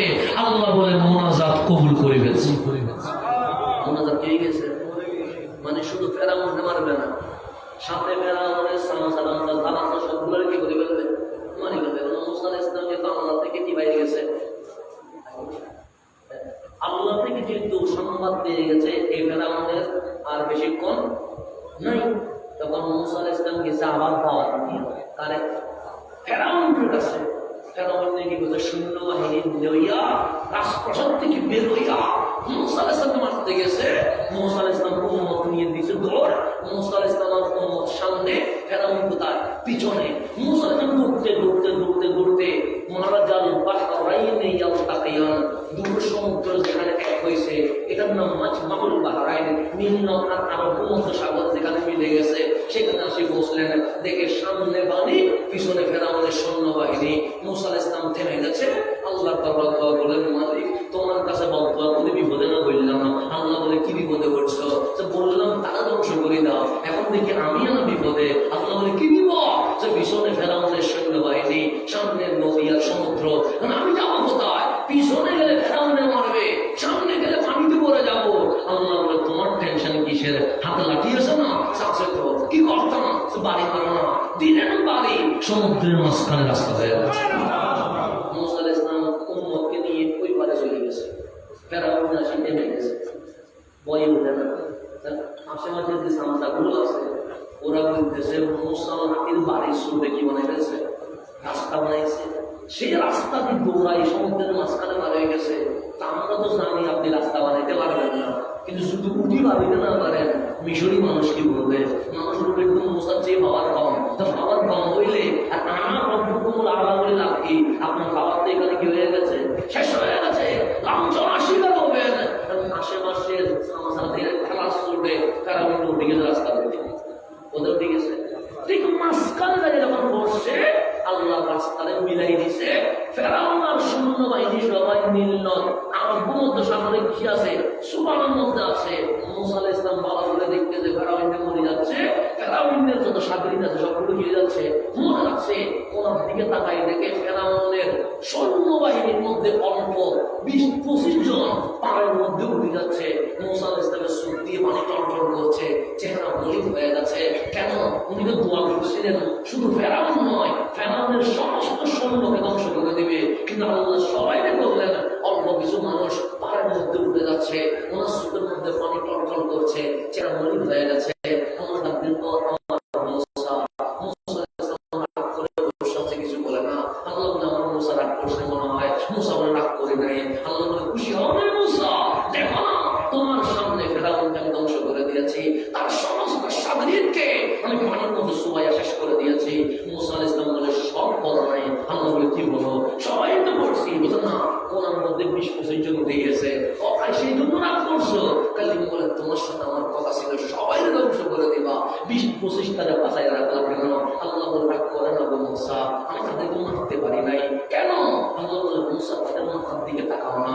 কালিম বলে, আমি তাকাইলাম না, কি দেখা যায়? মুসা বলে, তাদের মাথায় পাগড়ি আছে, তাদের গায়ের দিকে তাকাও না, গায়ে দেখাই দেন, কি দেখা যায়? চুম্বা দেখা যায়। তাদের হাতের দিকে তাকাও, কি দেখা যায়? সে লাঠি দেখা যায়। মুসা, তোমার মাথায় কি? সে পাগড়ি। তোমার গায়ে কি? সে জুব্বা। তোমার হাতে কি? সে লাঠি। আমার কালিম, তারা ফেরাউনের সৈন্য, তারা কাফের মুশরিক, এতে কোনো সন্দেহ নাই। কিন্তু সকালবেলা যখন পথ থেকে বের হচ্ছে, তারা ফেরাউনের মতো সাজে নাই। পাগড়ি পড়ছে মুসার মতো, কাপড় পড়ছে মুসার মতো, হাতে লাঠি নিছে মুসার মতো। যারা আমার মুসার মতো সাজে, তাদেরকে আমি কেমনে আযাব দেই? আমার বন্ধুর রঙে রঙিন হওয়ার কারণে আমি আল্লাহ আযাব দিতে পারি নাই। মুসা আলাইহিস সালামের মতো ফেরাউনের সৈন্য 20-25 জন সেজেছে বলে আল্লাহ আযাব দিতে পারে নাই। আমরা যদি কামলিওয়ালার মতো সাজতে পারি, আমাদের উপর কখনো আযাব আসবে না।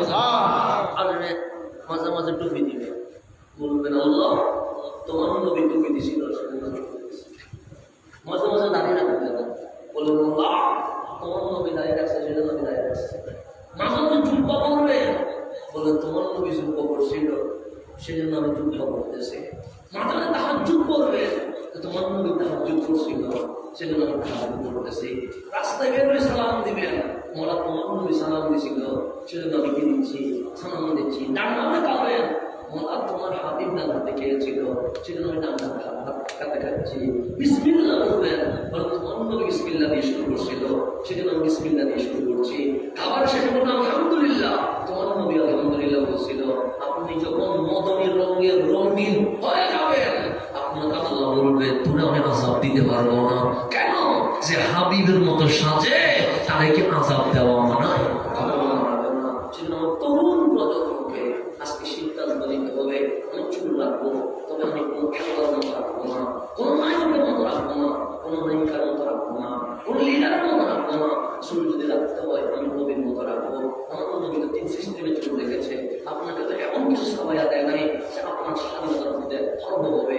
আমার নবী ছোট ছোট চুল রাখছে না। কেন?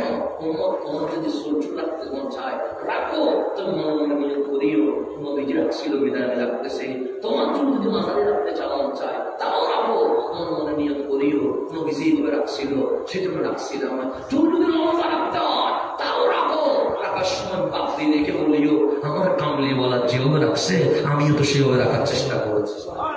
চেষ্টা করেন না, আপনাকে কোনো কিছু সাবাইয়া দেয় না, শুরু করে দেয় না যে এইভাবেই করে শুরু করতে হবে। আমার প্রশ্ন আপনাকে 3টা সিস্টেম দিয়েছে, সেজন্য ইসলাম আপনাকে মানতে হবে। এখন আসলে আমি যেখানে ছিলাম সেখানে চলে আসি। কি করলে আল্লাহ রাজি সেটা শিখতে হবে রসুল থেকে, সে শিখতে হবে কোরআন থেকে। কি করলে আল্লাহ নারাজ সে শিখতে হবে রসুল থেকে, সে শিখতে হবে কোরআন থেকে। এখন আল্লাহ আপনার জিজ্ঞেস করছে বান্দা ঈমান আনছনি? আমরা বললাম মালিক ঈমান আনছি। আল্লাহ রসুল বলে আনছো? আমি বললাম না। কেউ কি ভয় দেখাইছে? আমি বললাম না। কেউ কি লোক দেখাইছে? আমি বললাম না।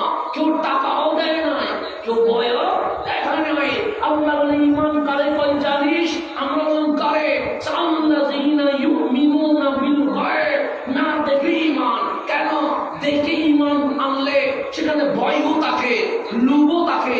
যেমন আমাকে বললেন উনি 10টা খুন করছে, আমি কি বললাম ভাই আমি আপনারে ভালোবাসি, এটা আমি মন থেকে বলি নাই, এটা আমি ভয়ে বলছি। কেউ বললো আমার কোটি টাকা আছে, আমি কি বললাম ভাই আমি আপনারে ভালোবাসি, মন থেকে বলি নাই, টাকা লোভে বলছি। আল্লাহ বলে আমি যদি দেখা দেয়, কেউ বলবে জান্নাতের লোভেই বানাচ্ছি, কেউ বলবে জাহান্নামের ভয়েই বানাচ্ছি। আল্লাহ বলে লোভেও ঈমান আনিস না, ভয়েও ঈমান আনিস না। দেখা দিলাম না তো মালিক কিভাবে ঈমান আনবো? আল্লাহ বলে মুহাব্বতেই ঈমান আনতে হবে। এখানে কোনো স্বার্থ রাখতে ছিল। নামাজ পড়বেন জান্নাতের লোভেও করিয়েন না, জাহান্নামের ভয়েও করিয়েন না। বলবেন মালিক যদি তুমি জান্নাত দিয়ে খুশি থাকো আমিও খুশি, তুমি যদি জাহান্নাম দিয়ে খুশি থাকো তাও আমি রাজি, কিন্তু আমি নামাজ পড়তেছি মালিক তোমাকে রাজি করার জন্য। যখন এই নিয়ত করবেন জান্নাত খুঁজতে হবে না। কাল হাসরের ময়দানে জান্নাতে চিল্লাই আল্লাহরে বলবে মানলে ওই বান্দাটাকে একটু জান্নাতে পাঠাও না। কেন? আমি কি জান্নাতে টুকি ধন্য হবে আর আমি জান্নাত তার কদমের ধুলিতে ধন্য হয়ে যাবে। জান্নাতি আছে যাদেরকে জান্নাতে খুঁজে খুঁজে বের করবে। সিদ্দিক আকবরের নাম প্রত্যেক জান্নাত থেকে আওয়াজ আসবে মালিক আবু বকরকে একটু আমার করে দেন না। প্রত্যেক জান্নাত আওয়াজ করবে যে আমার সিদ্দিকের কদমটা চায়। প্রত্যেক জান্নাত আওয়াজ করবে ফারুক আজমের কদম চায়। প্রত্যেক জান্নাত আওয়াজ করবে উসমান জুননুরাইনের কদমটা চায়। প্রত্যেক জান্নাত আওয়াজ করবে মাওলা আলীর কদম চায়। সেই জন্য জান্নাতি হন, ওইভাবে হন যেন জান্নাত খুঁজতে না হয়, জান্নাত যেন আপনারে খুঁজি বাইর করে দেয়। এভাবে হওয়ার দরকার আসলে অনেক।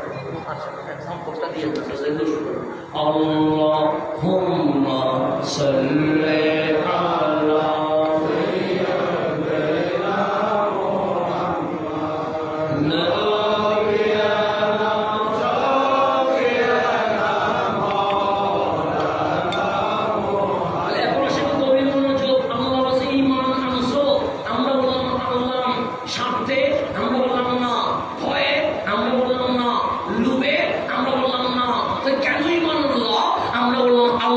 রসুলকে ভালোবেসে ঈমান এনেছি।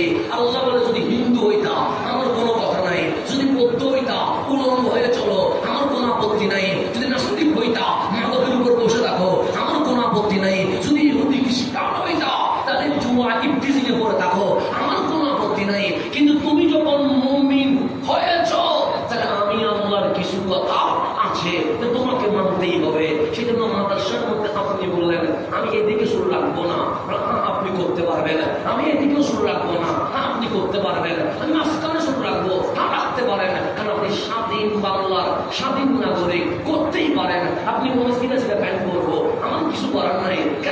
আপনি বলবেন স্বাধীন বাংলা স্বাধীন নাগরিক, কিন্তু আপনার ভাই যিনি আর্মি উনি চাইলে কি আপনার মতো চুল কাটতে পারবেন?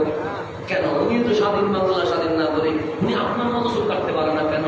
আপনি সিনা সিনা প্যান্ট পরেছেন, আপনার ভাই ডিবি পুলিশ উনি চাইলে তো সিনা প্যান্ট পরতে পারে না কেন? উনি বলবেন আমার পুলিশ একটা ল আছে, তার বাইরে আমি ড্রেস, আমি জুতা, আমি কাপড়, আমার চুল কাটতে পারবো না। আমারই বাংলার নাগরিক, কিন্তু উনি বলছে আমি তোমার মতো চলতে পারবো না কেন?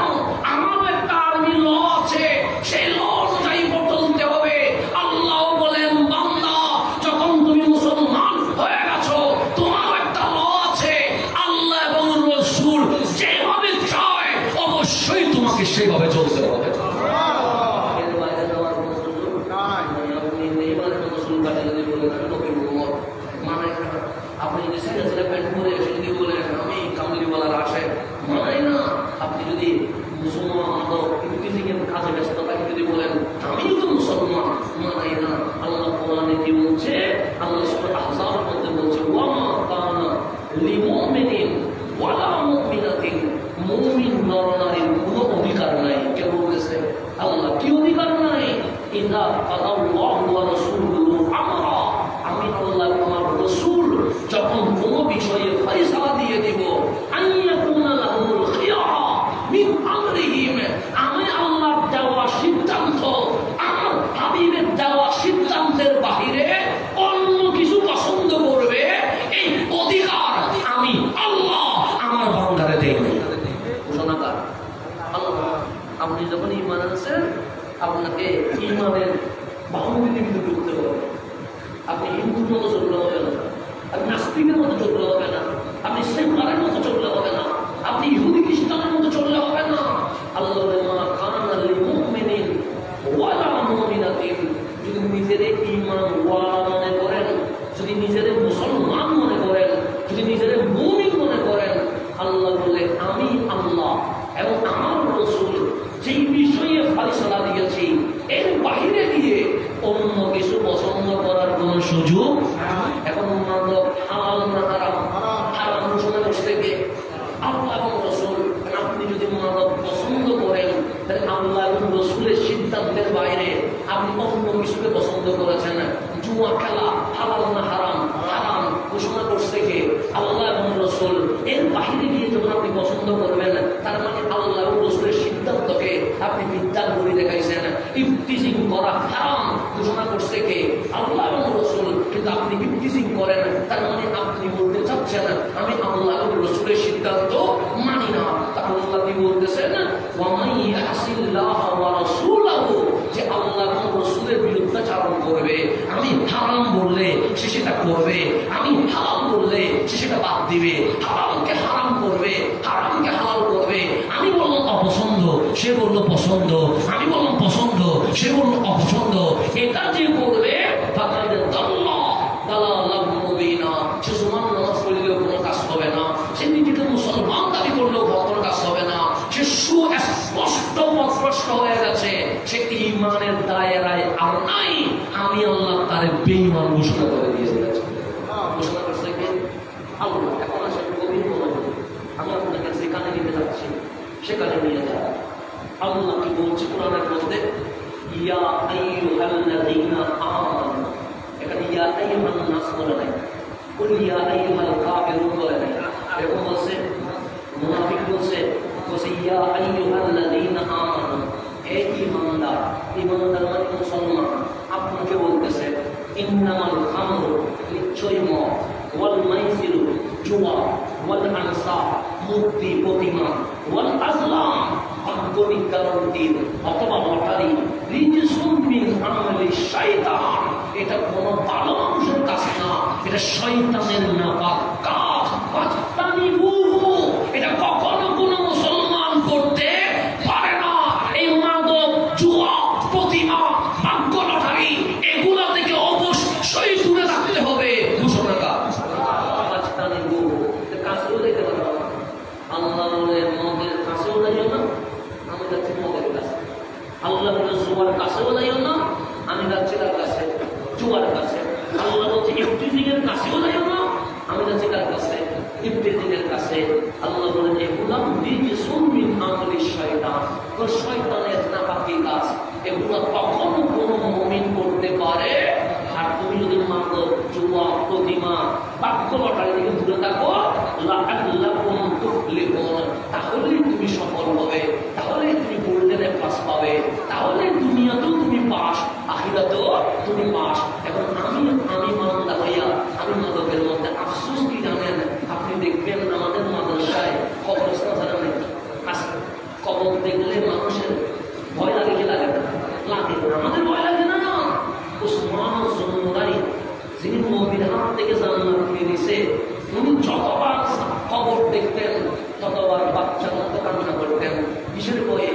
কবরের আযাবের বয়ে। যিনি আযাবই পাবেন না, যিনি দয়াল নবীর সাহাবী, যাকে আমার নবীর দুটো শাহজাদি দিয়া জুননুরাইন বলেছেন, যাকে আমার আল্লাহ এত বেশি হায়া লজ্জা পায়, আমার নবী বললেন আমি নিজে উসমানকে লজ্জা পাই। এইরকম মানুষ উন্নয়ন কবর দেখলে সুখের পানি ছেড়ে দেয়। আজ আমরা যখন গ্রামগঞ্জের কবরস্থানের রাস্তা দিয়ে হেঁটে যায়, তখন দেখি কবরের উপর সাটাই দিয়ে বসে সেখানে জুয়ার আসর বসে আছে। এবার হিন্দু ছেলে না, নাস্তিকের ছেলে না, মুসলমানের ছেলে। আপনাদের মাদ্রাসা আছে, থাকতেও পারে, জানে না। আমরা দেখছি কবরের উপরে গিয়ে গেলে কাঠকালা গেলে কবরস্থানের উপরে মাদক খায়। তাও হিন্দু, বৌদ্ধ, নাস্তিকের ছেলে নয়, মুসলমানের ছেলে। মুসলমান বসে বসে এগুলো করে। কবর দেখলে মানুষ কাঁদে। আর আমরা কবর নিয়ে জুয়াও গেলি, কবর নিয়ে আবার টিকটকও করি। কবর নিয়ে টিকটক করে, এদিকে একজন সালাম দেয়, ওইদিকে একজন সালামের উত্তর দেয়, এগুলো নিয়ে মশকারি করে। কবর যদি সেই সময় টান দিয়ে ভিতরে ঢুকে গেলে তখন কি করবে?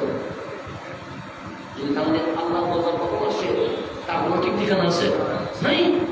সেই কারণে আমার চেষ্টা গিয়ে আগুন পড়ে গেছে, তাহলে সেই কারণে আমাদেরকে যেটা করতে হবে, এই মাদক, জুয়া, ইফটিজিং এগুলোর কাছেও যাওয়া যাবে। এই বাস্তবতার আলোকে এখন গভীরভাবে খেয়াল করবেন। জাপান এখন কয় নম্বরে? 1 নম্বরে। চীন কয় নম্বরে? 1 নম্বরে। ইসরায়েল যদিও বা ইহুদি, কিন্তু জ্ঞানে বিজ্ঞানে কয় নম্বরে? 1 নম্বরে। ইহুদির সংখ্যা 1 কোটিও হয় নাই, 1 কোটিরও কম ইহুদি 200 কোটি মুসলমানকে মুহূর্তের ভিতরে লড়ার উপর আছে, মাইনের উপর আছে, হামলার উপর আছে। কেন জানেন? কারণ এই পশ্চিমা শক্তি গবেষণা করছে কাকে নিয়ে? মুসলমানকে নিয়ে। আপনাদের এই মাদ্রাসায় অনেক হিন্দু পাড়া আছে, একটু গিয়ে দেখবেন কোন হিন্দু, সে পুরুষ হোক বা নারী হোক, গীতা মুখস্থ জানে না। খেয়াল করে দেখবেন তাদের পবিত্র যে গ্রন্থ আছে মুখস্থ বলতে পারবে না। কোন ইহুদির ছেলে, কোন ইহুদির মেয়ে ওল্ড টেস্টিমেন্ট মুখস্থ বলতে পারে না। কোন খ্রিস্টান বাইবেল মুখস্থ করতে পারে না। কোন বৌদ্ধ আগাটুকুরা ত্রিপট মুখস্থ বলতে পারবে না। কেন? কারণ আল্লাহ এই জ্ঞান অন্য কাউকে দেয় নাই। কিন্তু এই মাদ্রাসার মুসলমানের বাড়িতে ঘুরে দেখেন, 10টা বাড়িতে একটা হাফেজে কোরআন আছে। খেয়াল করে দেখেন, 10টা বাড়িতে আছে, 10টা বাড়িতে একজন আছে। বাংলাদেশে যদি হিসাব করি, প্রতি 10 করে একজন হাফেজে কোরআন, প্রতি 10 করে হিসাব করে দেখবেন। এখন হাফেজে কোরআন এত বেশি বাড়ছে, তারাবিতে এখন 3 জন দিয়ে হয় না, 4 জন লাগে। এবছর অসংখ্য হাফেজে কোরআন তারাবি বানাইতে পারে নাই। অথচ মসজিদের দেশ বলা হয় বাংলাদেশকে, মসজিদের শহর বলা হয় বাংলাদেশকে। লাগাতার 10 কদম পর পরে মসজিদ, তারাবি হয় না। এমন কোনো মসজিদ নাই। 3 জন করে 4 জন করে হাফেজে কোরআন তারাবি পড়ানোর পরেও এবার অসংখ্য হাফেজ তারাবি পড়াইতে পারে নাই। কেন? কারণ মুসল্লির চেয়ে হাফেজে কোরআন বেশি হয়ে গেছে। বেশি হয় নাই। এখন বলেন, আমি এতক্ষণ মাহফিল করলাম, যদি আপনারা বলি আমি যা বলছি শব্দ বলতে পারবেন? সম্ভব না। কিন্তু একজন হাফেজে কোরআনকে বলেন, 9 বছরের বাচ্চারা বলেন সূরা ফাতিহা থেকে সূরা নাস শব্দ শব্দ বলে, প্রতিটা শব্দে শব্দে আপনাকে পুরা কোরআন মুখস্থ শোনাইতে পারবে। তাই পশ্চিমা ইহুদি খ্রিস্টান গবেষণা করছে, যে বাচ্চা 8 বছরে 9 বছরে ফাতিহা থেকে নাস পর্যন্ত মুখস্থ করে ফেলেছে, সেই তো বাংলাদেশের সেরা ডাক্তার হবে, সেই তো বাংলাদেশের সেরা ইঞ্জিনিয়ার হবে, সেই তো বাংলাদেশের সেরা বিসিএস ক্যাডার হবে, সেই তো বাংলাদেশ বিশ্বের সর্বসেরা বিজ্ঞানী হবে। সেই জন্য সিলেবাস এমন ভাবে বানানো হয়েছে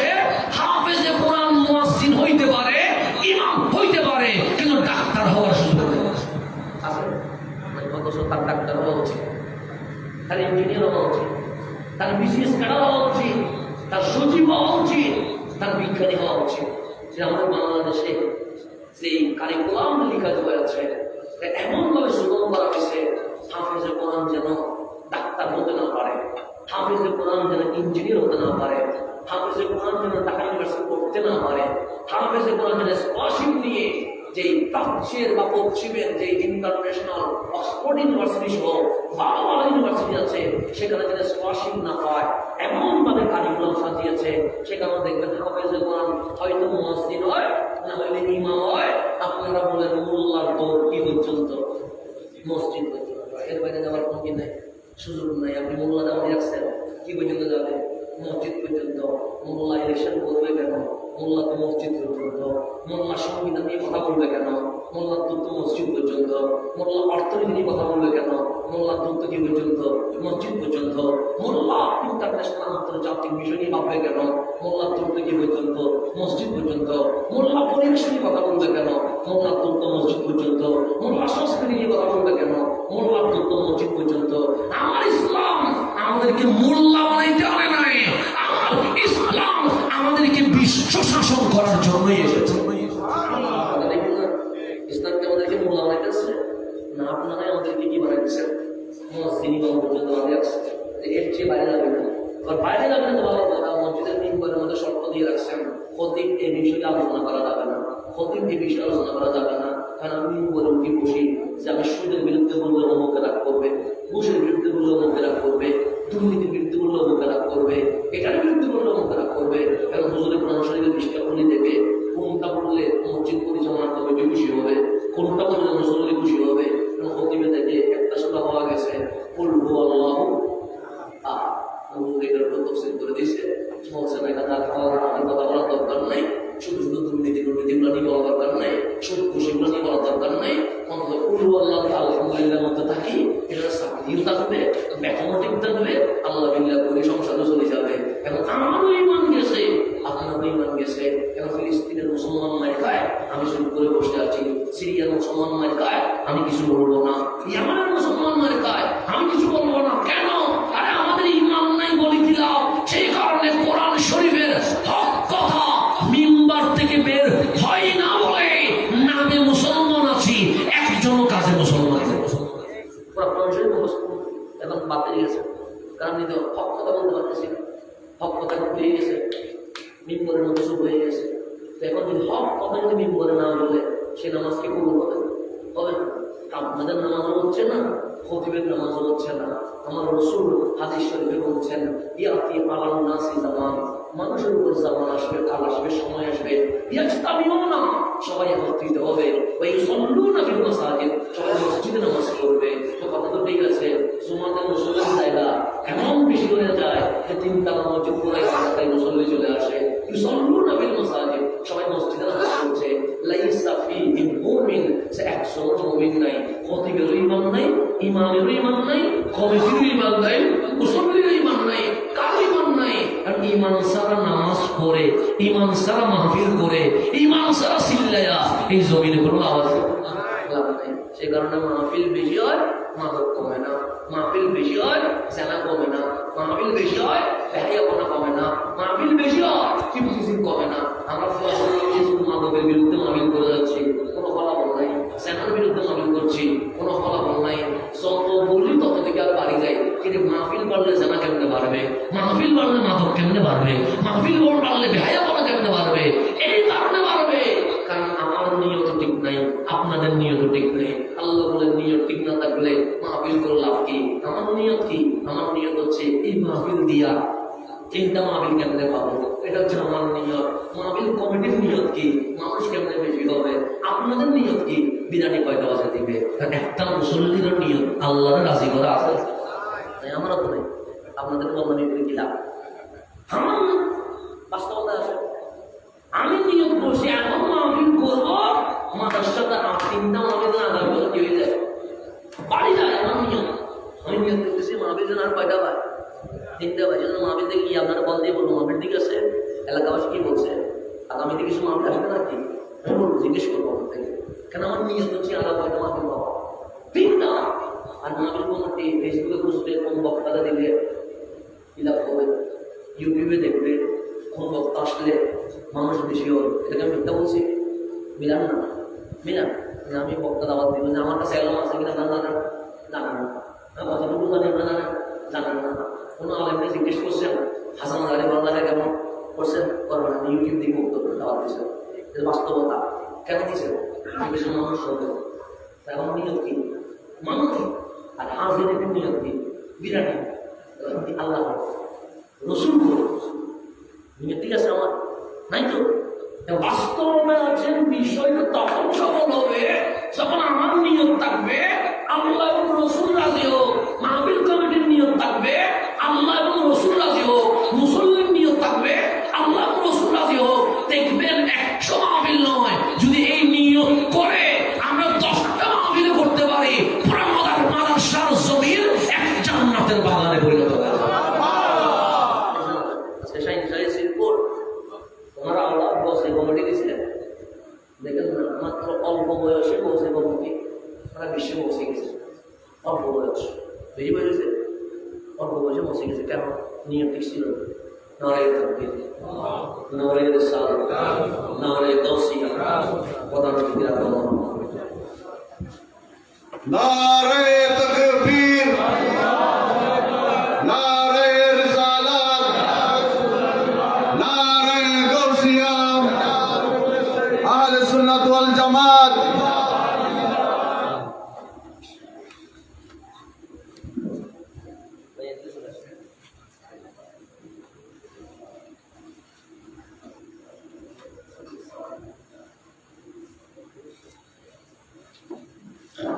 সবাই বলে মারহাবা। আজকের সমাপনী দিবসে প্রধান অতিথি হিসেবে, মেহমানে আলা, সদরে জলসা হিসেবে আপনাদের মাঝে প্রধান অতিথির আসন অলঙ্কৃত করেছেন। সারা বাংলাদেশের সুন্নি জনতা এক প্রান্তীয় স্পন্দন, আমাদের সকলেই শ্রদ্ধেয় জননী। আমি যখন পড়ালেখায় ছিলাম তখন হুজুররা সুন্নিয়তের মাঠে দাওয়াত দিবা যেতে। আজকের বক্তারা অনেক পুরানো বক্তা, আমাদের চেয়ে অনেক সিনিয়র, আমাদের চেয়ে অনেক বড়জন। আমরা জামিয়া শরীফে যারা ক্লাসে বড় হয়, ইউনিভার্সিটিতে বড় হয়ে ডাকে, আমাদেরকে কখনো বড় হয়ে শেখানো হয় না। এক ক্লাস উপর হইলেও আমরা হুজুর বলতাম। সেটা এখনো বর্তমানেও কি আছে, জানি আছে এখনো ছেলেরা যিনি এক ক্লাস বড় তাকে কি ডাকে? হুজুর ডাকে। কেন? আহলে সুন্নাত ওয়াল জামাত এটা আদবের নাম, এখানে বিয়াদবের কোনো জায়গা নাই। আমাদের হুজুররা যখন আমরা ছাত্র ছোট তখন থেকে কি করতেছেন? সুন্নিয়তের দাওয়াত দিচ্ছেন। আজকে মাহফিলের প্রধান অতিথি, মেহমান আমার সদরে জলসা হুজুর আল্লামা গোলাম কিবরিয়া আল কাদরি মুত্তাসিরুল আলী আমাদের মাহফিলে আজ প্রধান অতিথির আসন অলঙ্কৃত করেছেন। হুজুরের আগমনকে স্বাগত জানাই আমরা সবাই মিলে মারহাবা। বাস আমি যেখানে ছিলাম সেখানে শেষ করে দিই। তাইলে আমাদের নিয়ত ঠিক করা দরকার আছে না? সেজন্য বুখারী শরীফের প্রথম হাদিস, ইন্নামাল আমালু বিন্নিয়াত, সমস্ত আমল নির্ভর করছে কিসের উপরে? নিয়তের উপর। নিয়ত ঠিক থাকলে আপনার কলমের মধ্যে এটা কি হবে? কাজ হবে। তো কাজ হইলেই কি হবে? পরিবর্তন হবে। সেজন্য আমরা 2-3 ঘন্টা মাহফিল করি কিন্তু পরিবর্তন হয় না। কিন্তু আমার হুজুর কেবলা জাস্ট বসেন, কথাও বলেন না, ওনার চেহারা দেখে অসংখ্য বেনামাজি নামাজি হয়ে যায়। আমি এমনও মানুষ দেখছি যারা আমার সামনে হুজুরকে গালি দিছে, আমার সামনে গালি দিছে। আমি এমনও মানুষ দেখছি, আমাদের সামনে দেখছি হয়তো বাবা, আমার চোখের দেখা নিজের চোখের দেখা, অবিশ্বাস করার কিছু নেই। গালি দিছে হুজুরকে আমার সামনে, যা বলে আর কি তারা করছে। আমরা রিয়াকশনে যাই না কেন? আমার হুজুরকে বাংলাদেশে শিখেছে গালি দিয়ে নয়, ভালোবেসে কি করতে হয়, দাওয়াত দিতে হয়। আমরা রিয়াকশন করে যখন বলছি ঠিক আছে গালি দিয়েছেন ভালো কথা, তো গিয়ে দেখে আসলে কি হয়, ভালো হয়, আসেন না যা। এরকম কিছু মানুষ আমরা যখন বললাম গালি দিয়েছেন, আমাদের মুক্তি নেই, অমুক্তি নেই, গালি দিয়ে আমার ডাক নেই, কারণ আমরা বিশ্বাস করি হেদায়েতের মালিককে। আমরা এটা বিশ্বাস করি, আমার দাওয়াত দেওয়া আমাদের কাজ। চলেন না একদিন যা এরকম কথা শুনে গেছে সুমানদ্বীপ জামিয়ার মাঠে বসছে, হঠাৎ করে দেখলেন হুজুরগুলো আসতেছেন, চেহারা দেখি যে মনের মধ্যে যে বাকি দিয়া হয়েছিল সেটা তো গেছে গেছে। সুমার পরে নিজের বায়াত হইয়া তারপর দিন আসি বলতেছে আমি তো আপনার পীর ভাই হয়ে গেছি। এই যে প্রেম, এই যে ভালোবাসা আপনারা দিয়েছেন, অনেক বেশি কথা বলেন না, চুপ থাকেন। তো চুপ থাকলে যদি এই অবস্থা হয়, না আমি বলে কি অবস্থা হবে?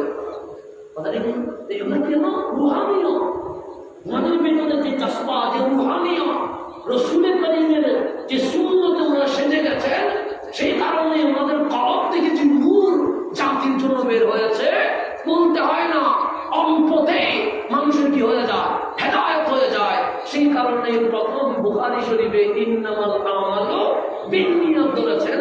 তাহলে আজকে থেকে আপনি নিয়ত করবেন, আমি যেহেতু মুসলমান, আল্লাহ যেহেতু আমাকে ঈমান দিছে এবং বড় ভাগ্যবান, আল্লাহ যেহেতু হাবিবুল্লাহর উম্মত বানাইছে, সুতরাং আজকে আমি টুপি দিব নবীর সুন্নত বলে, আমি মসজিদে ডান পায়ে কদম রাখবো নবীর সুন্নত বলে, আমি বাম পা দিয়ে বের হবো নবীর সুন্নত বলে, আমি সালাম দিব নবীর সুন্নত বলে, ওযু ভেঙে গেলে আমি ওযু করবো নবীর সুন্নত বলে, আমি মাদক জেনা বেহায়াপনা ইফতিজিং জুয়া থেকে দূরে থাকবো। কেন? হাবিবুল্লাহ নিষেধ করেছে বলে। যেহেতু ঈমানের যে নিয়ামত আল্লাহ যেহেতু আমাকে দিয়েছে, আমি ওদের মতো চলবো না যারা বেঈমান, আমি ওদের মতো চলবো যাদেরকে দেখলে মানুষ বলবে হাবিবুল্লাহর উম্মত হেরে যাচ্ছে।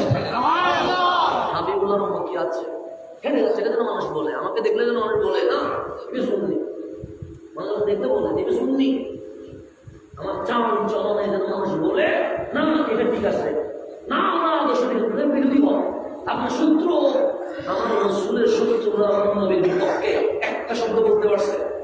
আবু জাহেলের মতো মানুষ নবীর বিপক্ষে কিছু বলতে পারে নাই, আবু লাহাবের মানুষ নবীর বিপক্ষ দিতে পারে নাই। আমরাও যদি আমার হাবিবুল্লাহ উম্মতকে নবীর রঙে রঙিন হইয়া সামনের দিকে যেতে পারি, দেখবেন ইসলামের দাওয়াত চিল্লাইয়া দিতে হবে না, আপনাকে দেখে বিধর্মীরা কালিমা পড়ার জন্য আপনার হাতে চলে আসবে।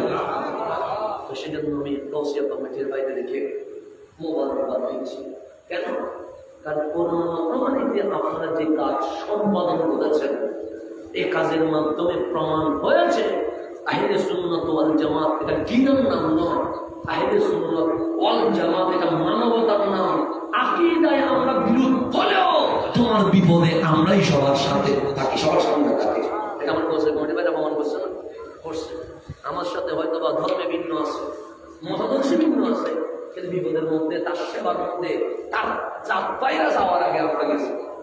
এটার নাম হচ্ছে আহলে সুন্নাত ওয়াল জামাত। এটার কারণে গাউসিয়া কমিটি বাংলাদেশ জাতির কাছে এমন সুনাম অর্জন করেছে, মানুষ বলতে বাধ্য হয়েছে বিপদের সাথী তাদের নাম গাউসিয়া কমিটি। এভাবে করে মানবিক কাজগুলোতে ইনশাআল্লাহ আপনার সামনে তৈরি করবেন, এগিয়ে যাবেন। কারণ এই কাজগুলোর মধ্য দিয়ে আপনার কাজ কর্ম কথাবার্তার মাধ্যমে রান্না করে সেই সোনার পর পর্যন্ত আহলে সুন্নাতের দাওয়াত পৌঁছবে। সেজন্য শাইখ সাইয়েসের পর এই গাউসিয়া কমিটি দিয়ে বলছেন ये ইমাম মাহদী का কোর্স है, এটা ইমাম মাহদীর বাহিনী। কেন? যাদের হাত দিয়ে আগামীতে ইসলামের বিজয় চলে আসবে ইনশাআল্লাহ। তাই আপনারা গাউসিয়া কমিটির ব্যানারে থাকবেন। হ্যাঁ, রাজনৈতিক দল ভিন্ন ভিন্ন থাকুন, এটা নিয়ে আমার কোনো আপত্তি নেই, কিন্তু আপনি তরিকতের জন্য আহলে সুন্নাত ওয়াল জামাতের জন্য একটা অরাজনৈতিক প্ল্যাটফর্ম আপনাকে দেওয়া হয়েছে, এটার নাম গাউসিয়া কমিটি। আপনারা বেশ মিলেমিশে মানবতার কাজ করবেন, নবীর পক্ষে কাজ করবেন, আউলিয়া কেরামের দেখানো পথের পক্ষে কাজ করবেন। দেখবেন আপনাকে দাওয়াত দিতে হবে না, আপনার বিপরীত যারা তারা আপনার আদর্শ দেখে আপনার কাছে এসে বলবে ভাই আমাকে একটু হুজুর কেবলার কাছে নিয়ে যান, আপনাকে দেখে আল্লাহ যেন সেই কাজটা করার তৌফিক নসিব করেন। আমি বিভিন্ন করে ইনশাআল্লাহ আমাদের কাছে দোয়া প্রকাশ করে রেখে আমাদের আজকের মাহফিলের প্রধান অতিথি সকলের জন্য দোয়া করবেন, এই প্রত্যাশা রেখে এখানে বিদায় নিচ্ছি। আসসালামু আলাইকুম ওয়া রাহমাতুল্লাহি ওয়া বারাকাতুহু।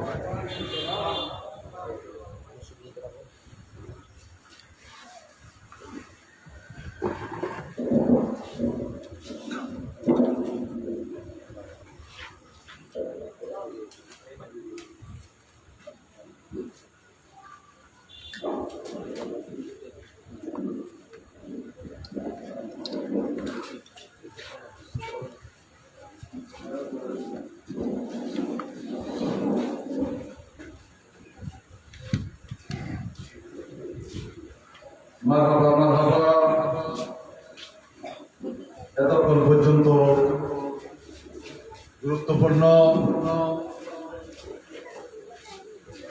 তকরির পেশ করেছেন মিশর আল আজহার বিশ্ববিদ্যালয়ের সাবেক ভিপি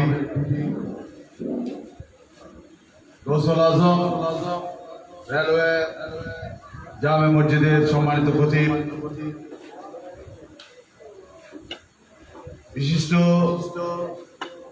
মিডিয়া ব্যক্তিত্ব হযরতুল আলহাজ আল্লামা শেখ সৈয়দ হাসান আজহারি মাদ্দাজিল্লুল আলী হুজুর,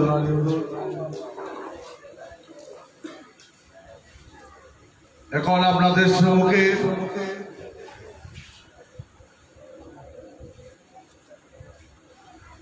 আজকের সমাপনী দিবসের প্রধান অতিথির আসন অলঙ্কৃত করার জন্য অনুরোধ জানাচ্ছি ঐতিহ্যবাহী খতিবের হাট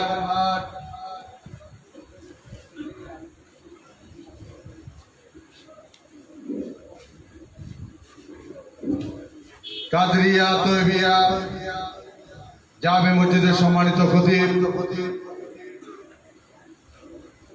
আমাদের সকলের সুপরিচিত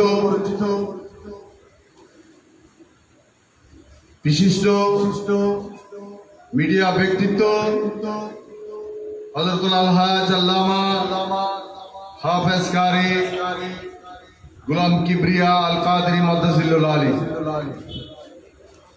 আমি হুজুরকে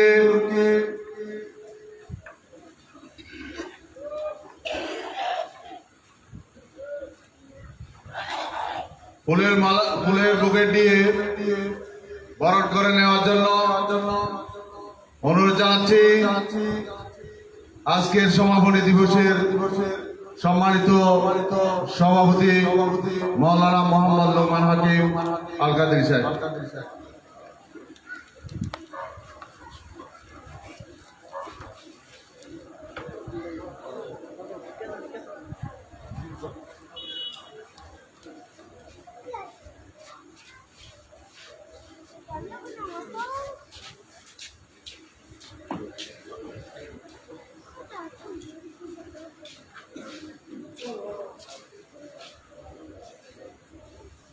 এ পর্যায়ে